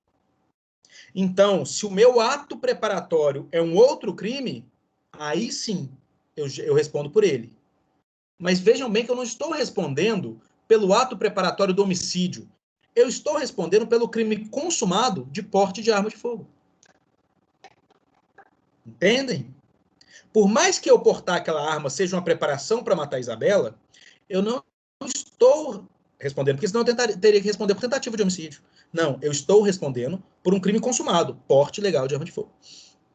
E se com aquela arma eu não fui pego com a polícia, eu não tenho porte de arma, eu não fui pego com a polícia, pela polícia, e eu vou e mato a Isabela, eu respondo por qual crime? Repete. Aquela... Por qual? Alguém falou. Pelos dois. E aí? Por qual crime? Eu não vi. Comprei uma arma, eu não tenho porte de arma de fogo. Comprei uma arma, andei com ela na rua, escondida. Perdão. Andei com ela escondida na rua, fui até a casa da Isabela e matei a Isabela. Quais crimes eu cometi? Qual crime eu respondo? Você vai responder o mais gravoso, o homicídio. Hein? Um elimina o outro. Princípio da? Ah, eu esqueci, mas eu quero ganhar o ponto. Princípio da construção. Não é isso? O crime fim elimina o crime meio, o crime mais gravoso. Exemplo de novo. Vamos lá. Eu quero dar um golpe. Isabela, eu vou te usar como exemplo, desculpa, tá? Que você tá na câmera aqui. Mas, gente, não fiquem com medo de usar. Aliás, liguem mais a câmera para poder usar outras pessoas, coitado. Eu já matei muita Isabela, agora eu vou cometer um outro crime contra ela. Eu quero cometer um estelionato contra a Lidiane, que apareceu na câmera. Obrigado, Lidiane. Eu quero cometer um estelionato contra a Lidiane. Ô, professor, aí... só antes do exemplo, sim, claro. Você estava dando exemplo assim, para eu entender aqui. Vou falar do caso do Adélio Batista com Bolsonaro, porque foi um caso que todo mundo sabe, vai ficar mais fácil. Por exemplo, se eu estou naquela guarnição que tá fazendo a escolta do Bolsonaro, sim, aí eu vi que o cara tá com uma faca de 15 centímetros do lado do presidente, ele tá fazendo atos preparatórios. Eu não vou fazer merda nenhuma com o cara, então. Tipo, ele não aí você tem arma branca, né? A posse legal de arma branca, você tem uma contravenção penal. Assim, tipo assim, ele não vai... Eu tô falando assim, se tivesse pego ele, né?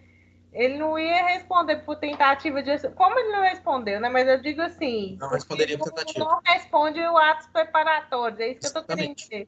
Exatamente. Por isso que nós temos que ter alguns crimes ou algumas contravenções bem pequenas ou menores para a gente não deixar de punir. A gente sabe que a pessoa ia cometer um homicídio, ele estava com a faca na multidão e tal. Não, a faca de 15 centímetros vai fazer merda nenhuma ali, eu vou pintar uma laranja. É um açougueiro, não sei, cara, é um açougueiro, não sei. Mas assim, a gente agora, veja bem, e aí, Isabela, você tocou num ponto que eu ainda vou falar mais para frente, você tem essa mania de ser vidente, eu acho legal, é onde acabam os atos preparatórios e onde começa a execução. E esse é o principal problema. Porque, veja bem, Isabela, se eu tenho uma faca de 15 centímetros andando em sua direção, será que eu já não comecei a execução de um homicídio? Não, sim, mas eu digo assim, porque o senhor falou de atos preparatórios, eu tô lá, eu não vou poder falar nada dele, não, ele só tá dando um rolê com a faca, ele não quer matar o presidente. Tipo como eu te disse, né? Nós temos a contravenção da arma, né, da arma branca, mas se não fosse, realmente... Você tem que saber distinguir. Por isso que é uma profissão de segurança, é uma profissão complicada. Você tem que ou de policiais em geral. Você tem que saber distinguir onde acaba um ato preparatório e onde começa a entrar uma execução de crime. Tem que saber escrever bem um BO, né? Ser bem artista, né? Saber ser um bom novelista, né? Na hora de fazer a ocorrência ali, realmente você tem que começar. Depende do que você quer jogar, você tem que começar a que entrou na execução. Se você põe no ato preparatório, você cometeu uma prisão ilegal, inclusive. Ah, é? Aí fica seu critério. Exatamente. Só sei Deus. Vai ter que ver o que vai colocar no boletim também, o que é investigação, porque se a investigação provar que foi preso em ato preparatório, toma ferro do mesmo jeito.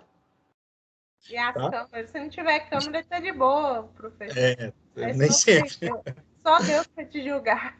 Mas vamos lá. Aí, o que acontece, gente? A Lidiane, eu quero dar um golpe na Lidiane. Para dar esse golpe no Lidiane, né, estelionato, artigo 171, eu preciso cometer uma falsificação de documento público. Por quê? Eu disse para a Lidiane que eu trabalho no INSS. Então, que eu poderia me entregar a pensão dela, né, para eu fazer um depósito, alguma coisa assim. Então, eu falsifico um documento público, mostrando que eu sou funcionário do INSS, faço falsidade ideológica, falsificação de documento público, falsificação de documento privado. São 3 artigos diferentes. Eu pratico esses 3 artigos para, ao final, eu praticar um estelionato contra a Lidiane. Esses crimes que eu cometi foram crimes meios para eu chegar no crime fim. Que seriam esses crimes meios? Atos preparatórios. Eu consegui praticar o estelionato? Consegui. Ou tentei, pelo menos, entrei na execução do estelionato? Ótimo, só respondo pelo estelionato.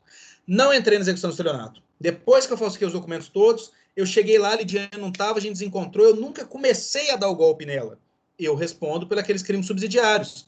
Quais são os dos atos preparatórios? A falsidade de documento, falsidade ideológica, né? Então, assim que funciona os atos preparatórios. Pergunta de prova. Ato preparatório é punível? Não. Em questão aberta? Não. Exceto se constituir crime autônomo. Se só o ato preparatório em si for um crime autônomo. Tem-se início a preparação para a prática criminosa. Há, a partir dessa fase, a exteriorização da vontade do agente. Então, eu não estou só mais pensando, eu comecei a agir. Vocês não. Em regra, os atos preparatórios não são puníveis, mas há casos em que o legislador, por questão de política criminal, pune os atos preparatórios como delitos autônomos. Né? Temos o princípio da legalidade no artigo 5º. Então, o terrorismo fala isso. Nós temos crimes no Código Penal como petrecho são os objetos, né? Para falsificação de moeda. Veja isso, olha esse crime. Petrechos para falsificação de moeda. Nós temos o crime de moeda falsa e o crime de petrecho para falsificação de moeda. Então, se a pessoa tem na casa dela o maquinário para falsificar moeda, mesmo que não ache nenhuma moeda ali, ele responde pelo crime de petrecho de falsificação de moeda. Veja bem, ele não responde por tentativa de falsificação de moeda, porque ele não começou a falsificar. Se o cara está começando a falsificar uma moeda, e quando eu falo moeda, eu quero dizer até a nota, tá, gente? O cara está começando a falsificar a nota, começou a imprimir ali, a polícia pega, tentativa de moeda falsa. O cara tem todo o maquinário na casa dele, mas não começou, existe o crime de petrecho de falsificação de moeda. E ele responde porque é crime autônomo. Ok? Então é um crime autônomo. Agora, se não existisse esse crime, o cara ter um maquinário na casa dele seria algum crime? Não, seria só um ato preparatório. Tá? Então guardem isso. Atos preparatórios não são crimes, exceto quando eles caracterizam. Exemplo, uso de explosivos e tal, dinamites, essas coisas. É um crime. Ok. Mas eu tenho eu tenho em casa areia, nitroglicerina e várias outras coisas para fazer uma dinamite. Existe o crime de petrecho, preparação para explosivos. Eu respondo por ele. Ah, professor, mas se eu tiver areia em casa eu respondo? Óbvio que não, né? Você tem que ter ali todas as coisas características para fazer uma bomba, fazer uma dinamite. Se você tiver todas elas, mesmo que você não tenha começado a montar, porque se você não começou a montar, você tem todas elas ali, você responde o crime de petrecho para esses explosivos. Se você já montou e já usou, você responde o crime de explosivos. Tá? Regra. Atos preparatórios não configuram crimes, não são puníveis. Você não pune ninguém que está preparando, só quando entra na execução. Exceto quando aquele ato preparatório, por si só, ele já é um crime. Então, comprar uma faca para matar alguém é crime? Não. Comprar uma arma para matar alguém é crime? De tentativa de homicídio também não. Mas de posse ou porte legal de arma de fogo, sim, será. Ô, Fernando, pois não. uma dúvida.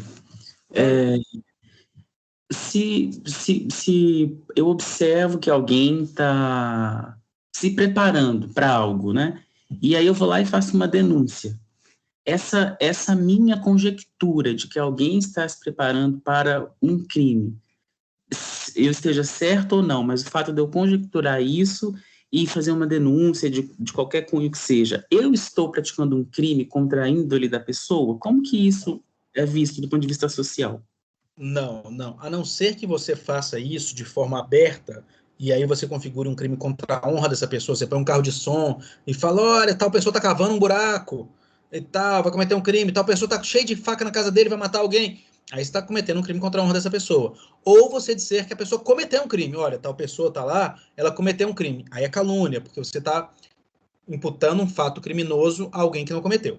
Agora, se você faz uma denúncia na polícia, olha, meu vizinho tá cheio de faca, cheio de coisa na casa dele e tal, eu acho que ele pode cometer um homicídio. A polícia só vai ficar atenta e tal, você pode fazer uma denúncia anônima, isso é tranquilo. Agora, se você vira para essa... Olha só que interessante. Se você vira para a polícia e fala, olha, meu vizinho tá cheio de arma na casa dele, você faz uma denúncia e ele vai matar alguém. Ok. A polícia vai lá e não tem arma. Dependendo da situação, seu vizinho pode sim te processar por você estar fazendo uma falsa denunciação de crime. Por quê? Ah, mas não começou a tentativa de homicídio? Não. Mas nesse caso, a posse de arma de fogo, no caso dele, já é crime autônomo. Entendeu? Então, você denunciar que ele está cheio de faca lá, estar cheio de faca em casa não é crime nenhum. Ok. Mas você denunciar que ele tem algumas armas, aí ele pode nem ter entrado no homicídio. Mas se for comprovado que ele não tem arma nenhuma, você só quis sacanear o cara, nesse caso você pode responder por falsa denunciação de crime. Obrigado, entendi. Normalmente, por isso que a gente abre um 82 para que seja feito de forma autônoma. Não, de forma anônima. O crime é quando o fato, mesmo que intimamente relacionado com os delitos por si só, o crime autônomo, né, configura crime autônomo. Então, gente, a pessoa está andando com uma arma de fogo e tá, é bem provável que ela vai cometer homicídio? É, mas como não tem como punir ela por homicídio, cria-se o crime de posse ou porte legal de arma de fogo. Fernando, e aí eu trouxe para vocês o que... Pois não. Olha, eu vou só um pouquinho desligar minha câmera aqui, porque eu tô com duas pequenininhas aqui e elas estão pondo a casa abaixo. Tranquilo, sem problema Tá nenhum. bom? Mas eu tô aqui, tá? Tudo bem, vai lá, vai lá. Então, gente, eu trouxe para vocês o crime que eu já tinha falado. É o crime do artigo 291. Petrechos para falsificação de moeda. Fabricar, adquirir, fornecer, a título oneroso ou gratuito, possuir ou guardar maquinismo, aparelho, instrumento ou qualquer objeto especialmente destinado à falsificação de moeda. Pena, reclusão de 2 a 6 anos. Então, nós temos o crime de moeda falsa e temos um outro crime, que é o petrecho para falsificação de moeda. Então, o que a gente fez? A gente pegou um ato preparatório e transformou em crime, justamente para não ficar sem punição. Tá? E aí nós temos associação criminosa. Associar-se 3 ou mais pessoas para o fim específico de cometer crime. Gente, se junta eu, a Isabela e a Larissa, e falando assim, pessoal, vamos cometer uns crimes aqui, vamos sair assaltando, vamos sair matando, tal, e a gente vai e assalta 10 lugares. Nós cometemos associação criminosa? Não. Nesse caso, nós cometemos os crimes finais que a gente cometeu. Ok. Mas, se nós juntarmos 3 pessoas só com o objetivo de cometer crime, ficar comprovado por escuta telefônica, por meios de comprovação que a gente juntou os 3 para cometer crimes, olha só, já tem um crime autônomo aí, o 288. Então, são os atos preparatórios. Eu, Isabela e a Larissa estávamos preparando para cometer crimes. Mas só o fato de juntar nós 3 e preparar, atos preparatórios é crime? Não. Nós não vamos responder pela tentativa daqueles crimes que a gente não cometeu. Mas nós vamos responder pelo crime de associação criminosa. Então, existem alguns crimes que são autônomos. Eles, por si só, já são crimes. Eles são preparações para outros, mas por si só já são crimes. Eu Okay? não entendi esse aí, não. Porque o senhor falou que atos preparatórios não é crime. Aí, esse associação vai ser? A associação vai ser porque é um artigo que configura esse crime. Olha só, o próprio artigo diz, se juntar 3 ou mais pessoas com um fim específico de cometer crime, o problema é comprovar que eles tinham esse fim específico. Mas, por exemplo, a polícia está fazendo escutas telefônicas porque ela teve a informação do rapaz aí que falou que eu não lembro o nome, desculpa. Ela teve a informação que você e mais 2 pessoas vão cometer crimes. Aí a polícia começa a monitorar vocês. E aí vocês 3... Vou falar um caso aqui. A gente teve Sim. um caso daquele negócio de pirâmide. Que teve uma briga por causa de pirâmide, aí o pessoal foi na cidade lá reaver o dinheiro. Aí saiu 3 pessoas da cidade X e foi na cidade Y, tipo, ameaçar o cara para devolver o dinheiro. Aí vai ser uma associação criminosa? Se Eles os já 3... saíram da cidade com a intenção de ameaçar o cara. Se for comprovado que a intenção dos 3, se eles se juntaram para ameaçar alguém, já configura o crime de associação criminosa. Aí, sendo mesmo Senado preparatório já. Então, juntar as 3 pessoas e combinar ameaçar alguém é um ato preparatório da ameaça, certo? Só que é só preparatório. Não podem ser punidos por tentativa de ameaça, porque eles não tentaram ameaçar a pessoa ainda. Só de estar se juntando. Travou. Foi. Travou. Oi, voltei. Esse que caiu, Sim. voltou.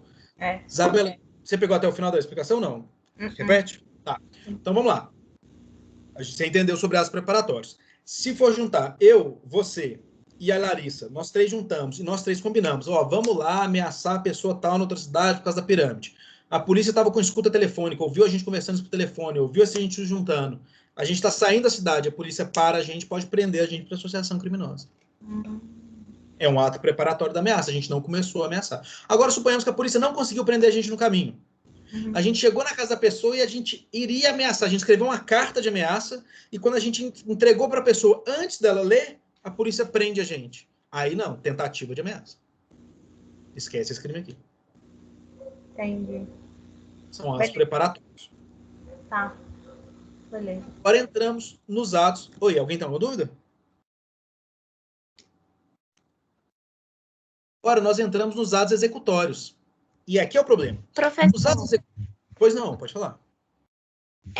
igual você falou desses meios, né, para descobrir se há associação criminosa, você viu, no caso Henry, aquele sistema israelense?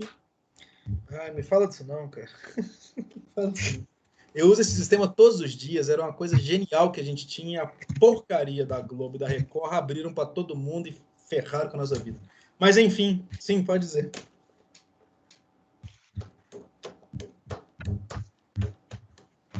Pode falar. Não, era só isso mesmo.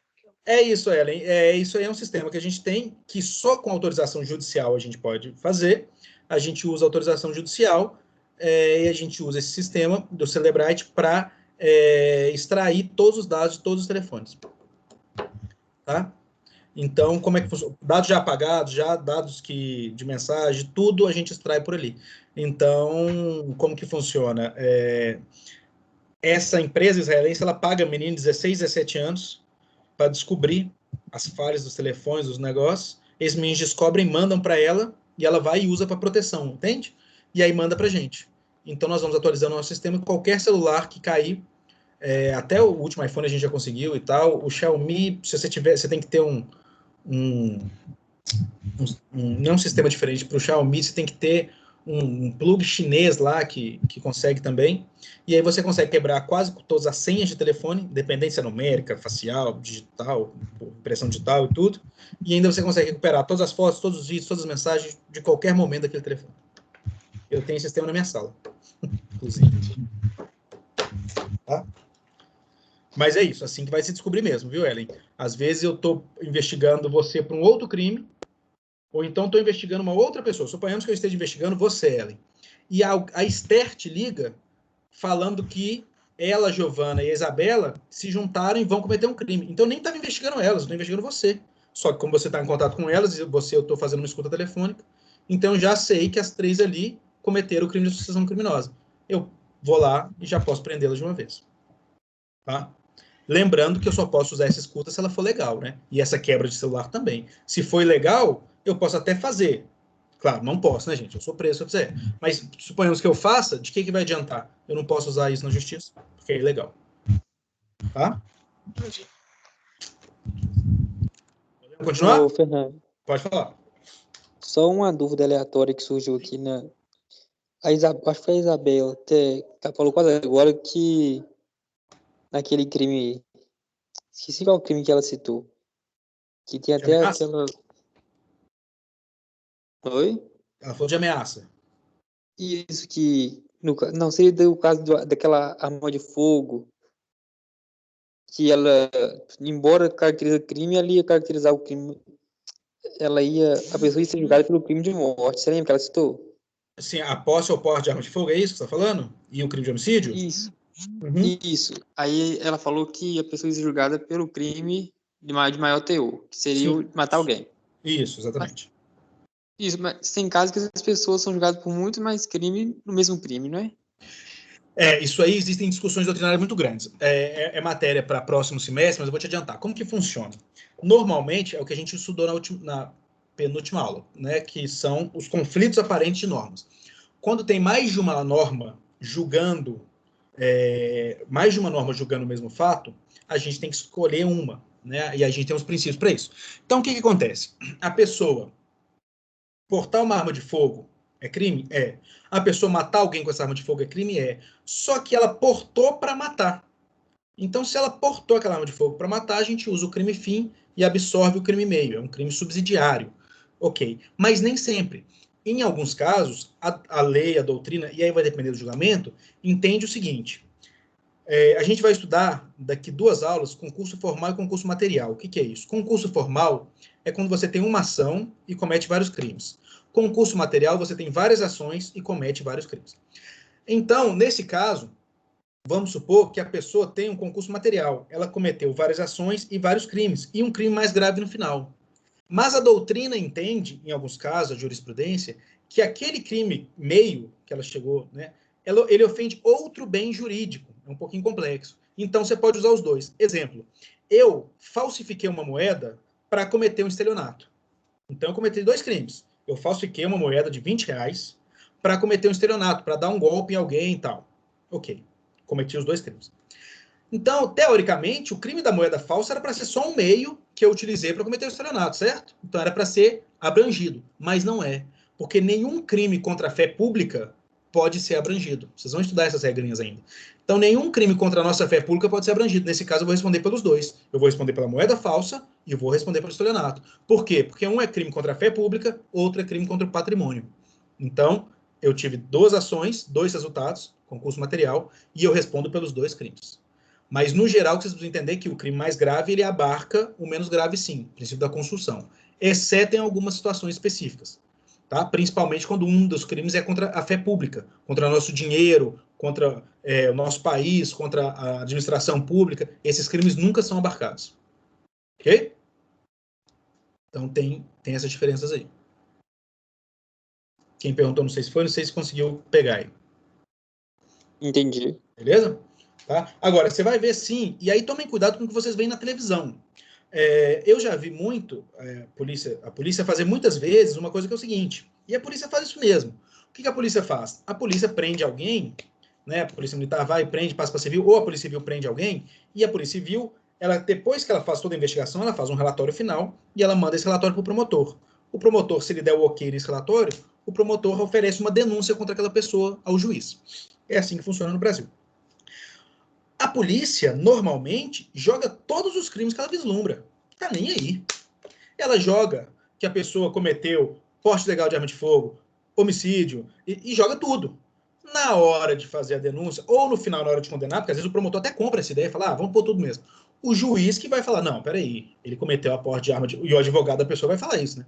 Ele cometeu a porte de arma de fogo para cometer o homicídio, o princípio da construção, vamos abarcar aqui e tal. Entende? Então, na hora que sai num jornal, que é o que normalmente a gente vê, o cara lá coloca o que a Polícia Civil colocou. Então, coloca lá, cometeu crime de porte de arma de fogo, de homicídio, tal. Mas não, no final vai ser um só, ou 2, dependendo da situação. Não quer dizer que aquilo que a gente viu lá é o que ele vai ser condenado ao final. Tá? Então, pode ser que aconteça. Vamos lá. Atos executórios. Os atos executórios são aqueles que se dirigem diretamente à prática do crime e à realização concreta dos elementos constitutivos do tipo penal. Isso é o que o Bittencourt diz. E aqui entra o problema que eu estava falando com a Isabela. Onde acaba a preparação e onde começa a execução? Eu estou com uma faca para matar uma pessoa. Onde acaba aquilo ali ser só um ato preparatório, estar com uma faca, e onde começa a ser um ato executório, começar a matar alguém? Quando eu vou andando em direção a ela? Quando eu chamo a pessoa? Quando eu começo a esfaqueá-la? Quando? Então, nós temos primeiro o critério material. Hostilidade ao bem jurídico. Os atos executórios iniciam-se quando há efetivo ataque ao bem jurídico penalmente protegido. Por outro lado, serão atos considerados preparatórios todos aqueles que não apresentem uma ameaça ao bem jurídico. Então, o que isso quer dizer? Que enquanto eu estou com a faca na rua, eu não estou ofendendo o bem jurídico da pessoa que eu quero matar. Enquanto eu estou com a faca na mão, na rua, eu não ofendo o bem jurídico, que é a vida. O bem jurídico é a vida, nesse caso. da pessoa que eu quero matar. Agora, quando eu já estou indo para cima dela com a faca, eu já estou ofendendo a vida. Quando eu já começo a lesioná-la, mesmo antes de matá-la, ali eu comecei minha execução. Tudo antes disso é preparatório. Então, quando eu estou alugando um carro, aluguei um local para ser o cárcere privado, quando eu paro o carro na porta da casa da pessoa, quando eu espero ela sair, nada disso eu estou tolhindo a liberdade dela, nada disso iniciou o seu sequestro. Mas no momento que eu já agarro aquela pessoa, que eu vou para agarrá-la, para jogar no porta-mala do carro ali, aí eu já iniciei a execução. Mas é uma linha bem tênue, gente, de onde termina o ato preparatório e onde começa a execução. E é uma linha tênue que muda tudo, que é o que a Isabela estava até falando, que você tem que colocar da forma correta. Porque dependendo de como for interpretado, a pessoa estava só no atos preparatórios e ela não vai se responder por nada. Dependendo de onde for colocado, ela já tinha iniciado a execução, ela já corresponde por aquele crime na tentativa. Tá? Agora, nós temos o critério formal. O que é o critério formal? Ele é diferente. Os atos executórios iniciam-se com a realização de parcela da conduta típica, tendo o agente adentrado no verbo núcleo. Quais são os verbos núcleo? Eu expliquei para vocês. Matar alguém. Qual que é o verbo núcleo? Matar. Subtrair para si coisa alheia móvel, que é o furto. Subtrair. Provocar, constranger, privar. Então, para o critério material, só de começar a colocar o bem em risco, já cometeu o crime. Para o critério formal, não. Para o critério formal, tem que ter uma efetivo dano ao bem jurídico. Um efetivo dano ao núcleo. Tem que começar a matar, tem que começar a subtrair, tem que começar a provocar. Tá? Não é só colocar em risco, tem que começar a agressão. Então, existem essas diferenças de critério entre o critério formal e o critério material. E aí nós temos na inversão disso a criação pelo Zaffaroni, que é um dos maiores gênios que a gente já teve, infelizmente não era brasileiro, mas veio para o Brasil, e ele cria o objetivo material. Qual que é a ideia dele? A ideia do Zaffaroni é o seguinte: um terceiro observador, vamos lá, a Ellen está andando com uma faca para matar a Esther. Uma pessoa que está olhando a Ellen e a Ellen andando com uma faca em direção a Esther, essa pessoa imagina que a Ellen vai matar a Esther? Já dá para ele imaginar que ali é uma tentativa de homicídio? Se sim, começou a execução. Se não, se um terceiro na rua está vendo só uma pessoa com a faca e uma outra pessoa andando, não começou a execução. Ainda é ato preparatório. Então, a teoria do Zaffaroni é a teoria do objetivo material. É o terceiro observador. Tá? Essa é a teoria dele. A teoria é, se um terceiro ele estivesse observando, ele conseguiria ver que aquele crime final, o homicídio, o furto, o roubo, estaria começando? Opa, o cara está tentando matar alguém, está tentando roubar uma casa. Não. Para o terceiro observador, não. O cara está pulando o muro. O terceiro observador já poderia falar, opa, aquilo ali começou um tentativo de furto. Ótimo. Ah, o cara está só andando, observando uma casa. Para o terceiro observador, ele está só observando uma casa. Essa é a teoria dele para identificar onde acaba o preparatório e onde entra o executório. E aí vem uma outra, que é o seguinte: o objetivo formal. É uma observação concreta e não para um terceiro observador. É só critério teórico, tá, gente? Essa outra convicção, que é mais usada, é o seguinte: o terceiro observador, ele pode ter a visão dele turva, ele pode ter a visão dele, né, comprometida, ele pode não estar observando tanto. O que a gente usa é uma observação concreta. Realmente, se tivesse alguém, não precisa ter, se tivesse alguém ali, quando que uma pessoa falaria, este crime está começando a acontecer? E quando a pessoa ignoraria? Porque, gente, os atos preparatórios, teoricamente, são ignorados. Uma pessoa andando com a faca guardada no bolso é ignorado por qualquer um. Uma pessoa começando a esfaquear alguém não é ignorado por ninguém. Tá? Então, onde acabam os atos preparatórios e onde começa a execução? Quando uma pessoa de fora, inidônea, que não está ali, né, onipresente, pessoa que está olhando a cena, começa a falar, opa, esse crime aqui vai acontecer. Qual crime? Furto. Opa, se ela sabe exatamente o crime que realmente ao final aconteceu, a gente sabe onde começou a execução. Então, com a enorme crítica, vamos defender. Então, por que eu busco a enorme crítica, gente? Porque o Código Penal, em vários crimes, ele age de um jeito ou de outro. Para alguns crimes ele age de um jeito, para outros crimes ele age de outro. Porque é muito difícil você saber essa linha. Você vai ter que usar a prática. Na prática, o cara foi andando para cima do outro, pô, tentativa de homicídio. Mas não começou a ofender a vida, eu sei, mas foi andando com a faca para cima do cara, velho. Ele queria matar. Como é que a gente põe isso como ato preparatório? Entende? Então, com uma enorme crítica, mas a gente tem que defender uma teoria, vamos defender que o Código Penal brasileiro adotou o critério formal, e não, né, para distinguir a realização de um ato preparatório de um ato executório. Mas, apesar de adotar essa teoria, temos que iniciada a execução do crime pelo agente, é certo que ele pode alcançar o resultado almejado, quando se tem a consumação. Ou ainda, não ter o crime consumado, por circunstâncias alheias à sua vontade, quando ocorre a tentativa. Então, o que eu estou querendo dizer? Vamos defender, a princípio, que o Código Penal usou o critério formal. A pessoa tem que entrar no núcleo do tipo. Matar alguém, ela tem que começar a matar.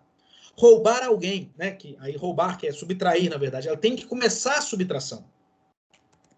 Essa teoria é talvez a mais aceita, mas não é sempre que ela vai ser usada. Eu vou dar um exemplo para vocês. Olha só. Invasão de domicílio e furto. Se a gente usar só a teoria da subtração, não existiria furto tentado. Todo mundo que pulou na casa de alguém para furtar seria invasão de domicílio. Não começou a subtrair. Então, no furto a gente não usa. A pessoa pulou a casa de alguém com a intenção de furtar, a gente sabe do passado que ele sempre furtou e tal, vai usar na tentativa de furto, vai jogar ele na tentativa de furto. Embora, pelo princípio formal, se ele não começou a subtrair o núcleo do tipo, tinha que ser só invasão de domicílio. Entende como não tem uma regra clara? Vou dar um exemplo para vocês. Roubo a banco. Teve um roubo a banco gigante. As pessoas alugaram uma casa em frente ao banco, começaram a observar o banco e começaram a cavar um túnel. Gente, que crime é esse? Alugar uma casa, observar um banco e começar a cavar um túnel. Que crime é esse? Nenhum. Ato preparatório total. Desde que você não adentre ao território do banco. Porque a partir do momento que você já entrou no território do banco, pode considerar uma invasão, alguma coisa assim, por baixo, por terra. O STJ decidiu que o pessoal alugou uma casa, começou a cavar um túnel, não tinha nem saído do território da casa ainda, em direção a banco, o STJ decidiu que já era ato executório do crime de roubo. Perdão, do crime de furto. E nesse caso aí, prendeu todo mundo por tentativa de furto. Se você for usar a teoria, não poderia ser. Eu tenho uma casa alugada, eu cavo um buraco nela. E aí? Mas por causa de todos os elementos, tá observando a casa, tá alugado a casa em frente ao banco, tá observando, tá cavando um túnel, né? Por causa de todos os elementos, né? Um banco, né? A gente sabe que no Brasil é tudo a favor de banco.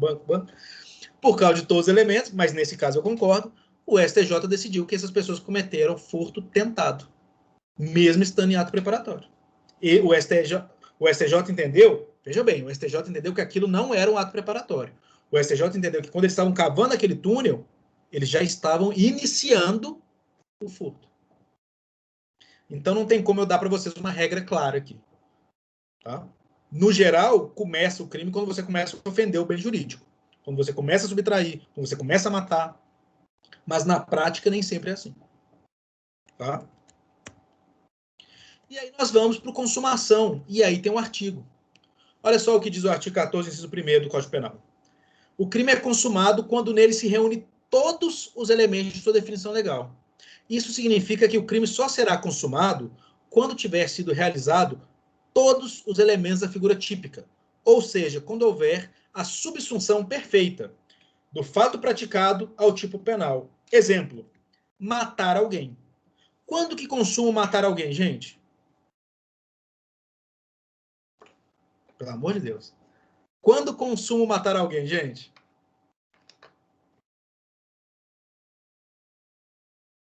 O professor, aqui no Brasil, acho que é o cérebro, né? Quando para de funcionar, né?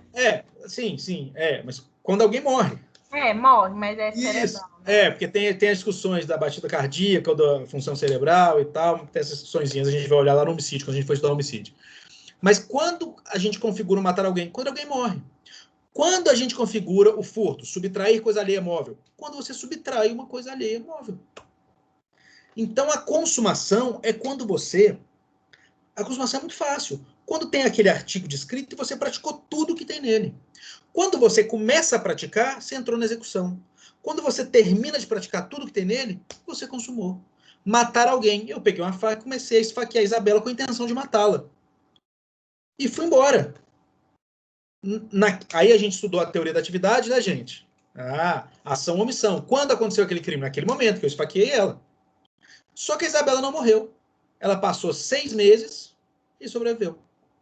E aí? Aí é uma tentativa. Por quê? Eu matei alguém? Não. Eu tentei matar alguém, mas eu não matei.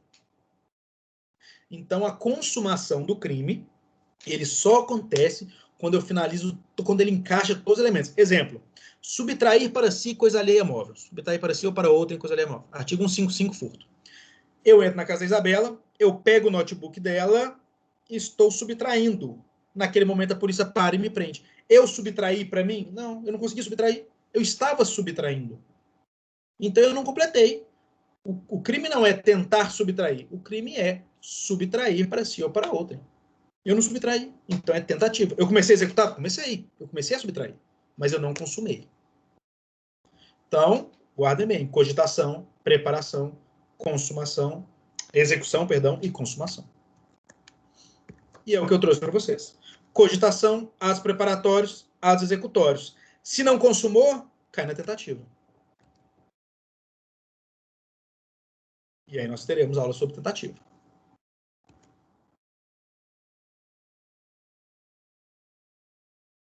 Cogitação, atos preparatórios, atos executórios, tentativa. Tranquilo? Olha o que diz o artigo 14, inciso 2. O crime é tentado quando iniciada a execução, só tem tentativa quando inicia a execução. Não se consuma por circunstâncias alheias à vontade do sujeito. Nesse caso, após iniciados os atos executórios, não há realização completa do tipo penal por circunstâncias estranhas ao desejo de atuar do agente. Então, gente, se eu estou esfaqueando para matar a Isabela e eu paro porque eu quero e falo, não, não vou te matar mais não, não tem nesse caso tentativa. Nós vamos estudar o que é isso. Tá? Se eu falo para a Lidiane, parada, tá, vou te dar um tiro agora na cabeça, eu dou um tiro no braço dele e quando eu vou matar, eu... não vou fazer mais isso. E vou embora. Não foi circunstância alheia à minha vontade. Eu que quis. Não entra a tentativa. Nós vamos olhar o que entra. Tá? Não é tentativa. Então, guardem. A tentativa é só quando a pessoa não consegue o que ela quer por circunstâncias alheias, circunstâncias que não são dela. Ou a polícia chegou, ou a pessoa fugiu, ou o cachorro latiu, ou qualquer coisa que assustou ela, qualquer coisa que seja alheio, que não foi ela que pensou, não vou fazer mais, é tentativa. Tá? É importante frisar que a tentativa só é admissível após o agente adentrar os atos de execução, claro. Enquanto o sujeito ativo estiver praticando os atos preparatórios, não tem tentativa. Por isso que saber essa linha entre ato preparatório e ato executório, ela é muito importante. Até o fim do ato preparatório não tem crime. Normalmente nenhum, não tem tentativa. Começou a executar, já pode prender que está tentando o crime. Ah, tá. Então, deixa eu ver se eu entendi aqui, Fernando. Sim. No caso aqui do artigo 14, se eu tentar, né, se for para me matar, faz de conta você, e eu não eu parei na hora e falei, não vou te matar, então não é tentativa. Não. Mas se caso houver assim, eu estou tentando te matar e chega alguém e me aborda ou faz qualquer coisa, um policial me aborda, aí é uma tentativa. Se você entrou na execução. Se você só estava andando meio que perto de mim, quando você ia sacar a arma, o policial te segura, você pode ter cometido outro crime ali de porte e tal, mas não, você não entrou na execução do homicídio. Agora, você veio para cima de mim, você já foi me dar uma facada, ou não deu uma, mas está quase, alguém te segura e te prende, tentativa. Foi circunstância então, na alheia. realidade, é só se eu te atingir mesmo, mas parar e não consumar a sua morte. Não matar mesmo, né? Exatamente. Tá? Então, mas tome cuidado com a intenção da pessoa, porque às vezes a sua intenção era lesionar. Aí você cometeu o crime. A sua intenção era me lesionar, não era me matar. Você dá 2 facadas e vai embora. Tá cometido crime de lesão corporal. Tá? Agora, a sua intenção é me lesionar. Aí você vem me lesionar, quando você vai acertar meu braço, alguém te segura. Antes, você nem me lesionou, tentativa de lesão corporal. Você me lesionou, consumou. Mesmo alguém segurando. Você não consumou tudo que você queria, mas você consumou uma parte. Você consumou a lesão corporal ali. Tá? Às vezes você queria causar uma lesão corporal grave e você causa uma leve, mas você consumou. Entendi. Brigadão. Nada. Olha só, gente. O que diz o parágrafo 1 do artigo 14? Salvo disposição em contrário, pune-se a tentativa com a pena respondente ao crime consumado, diminuído de 1 a 2/3. Como que a gente vai fazer isso? Nós vamos ver até onde a pessoa foi. Então, num crime de homicídio, que eu tirei a arma, falei, vou te matar, e vou puxar o gatilho e alguém me para, eu comecei a execução. Agora, no crime de tentativa, de homicídio, que eu dei 3, 4 tiros na pessoa, e eu queria matar, mas ela não morre, porque o médico salvou a vida dela, olha como é que eu fui até o finalzinho da execução. Eu só não consumei porque o médico salvou a vida dela. Então, isso vai ser a diferença na hora do juiz me dar minha pena. No caso que eu tirei a arma para matar a pessoa e alguém pulou em mim e me segurou, poxa, o juiz vai diminuir bem mais minha pena. Provavelmente vai diminuir 2/3 da minha pena, vai diminuir muito. Porque a minha execução foi bem no comecinho. Agora, se eu dei 5 tiros na pessoa, a pessoa ficou mal, olha as consequências do meu ato, foram muito maiores. O juiz vai diminuir bem menos minha pena. Provavelmente vai diminuir só 1/3. Então, você pega a pena do homicídio, tentativa de homicídio, pega a pena do homicídio e, ao final, se diminui 1 ou 2/3. Tentativa de furto, pega a pena do furto e, ao final, diminui 1 ou 2/3. Lembrando que nem todo crime admite tentativa. Tá? Nem todo crime admite tentativa. Existem 2 teorias comumente utilizadas pela doutrina que visam justificar a punibilidade da tentativa. Teoria objetiva. A tentativa é punida, levando-se em consideração a exposição a perigo do bem jurídico penalmente protegido. É o que eu falei com vocês. Opa, peraí que eu saí. A tentativa é punida, levando-se em consideração a exposição a perigo do bem jurídico penalmente protegido. Quanto mais eu expus a perigo aquele bem, que é a vida, por exemplo, eu expus a perigo ele só dando um susto, só com a arma na mão e alguém me parou. Expus pouco. Então diminui mais minha pena. Expus muito, dei 3, 4 tiros, a pessoa quase morreu mesmo. Então, diminui menos a minha pena. Como a lesão ao bem jurídico é menor na tentativa do que ao crime consumado, justifica-se a punição em grau menos severo. Agora, tem gente que defende a teoria subjetiva. Como o dolo do agente é igual no crime consumado e no crime tentado, a punição devia ser a mesma. Gente, no direito penal tem sempre os caras mais radical, né? Tem gente que fala que não interessa. Se tentou praticar, a vontade era praticar e foi por vontade alheia que ele não conseguiu, pune com a mesma pena. Claro que não é assim que acontece no Brasil. No Brasil, nós usamos a teoria objetiva. Se a pessoa tentou, a pena é menor. Alguns lugares você vai ter, algumas pessoas defendem a teoria subjetiva. A vontade dele era matar, mesmo ele não tendo conseguido, pune com a pena de homicídio normal. A vontade era furtar, mesmo não tendo conseguido, pune com a pena de furto normal. Tá? Assim, a regra é de que o crime tentado será punido considerado a pena do crime consumado, diminuída de 1 a 2/3. Para a aplicação dessa quantidade, desse quantum, é o que eu falei com vocês. O STJ afirmou o entendimento de que deve ser levado em consideração o trecho percorrido pelo agente no intercrimes. Quanto mais perto da consumação, menor o quanto reduzido. Quanto mais longe, maior o quanto reduzido. Foi o que eu falei com vocês. Se eu quase consumei, eu quase matei, diminui menos minha pena. Se eu nem comecei a atirar, nem comecei a esfaquear, nem nada, diminui mais minha pena. Eu ofendi muito menos a vida ali. Tá? Gente, por que tem um salvo disposição em contrário? Se a gente for lá no artigo 14, salvo disposição em contrário, pune-se a tentativa com pena correspondente ao crime consumado. Como assim salvo disposição em contrário? Olha o que diz o artigo 352.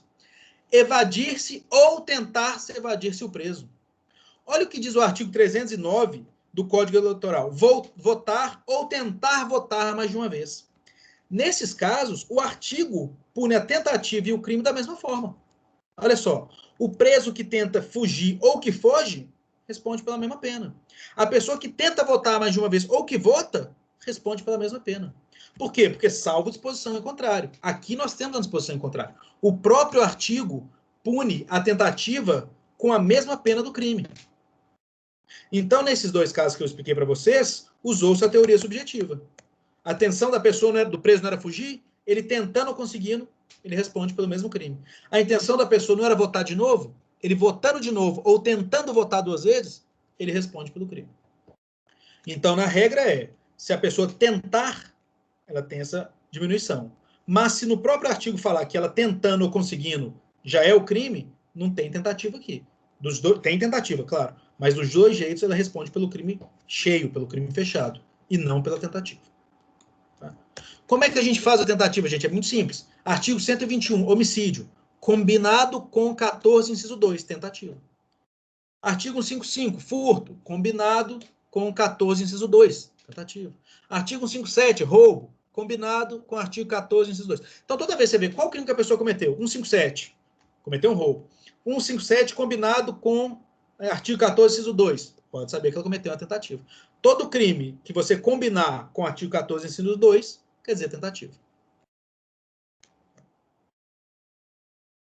E aí, gente, nós vamos para a próxima aula com as espécies de tentativa. Eu vou deixar aqui para a próxima aula para a gente entrar nas espécies de tentativas. Quais são os tipos de tentativa existentes? Para a gente não encher muito hoje. Tá bom? Alguma dúvida até aqui? Deixa eu encerrar a gravação da aula.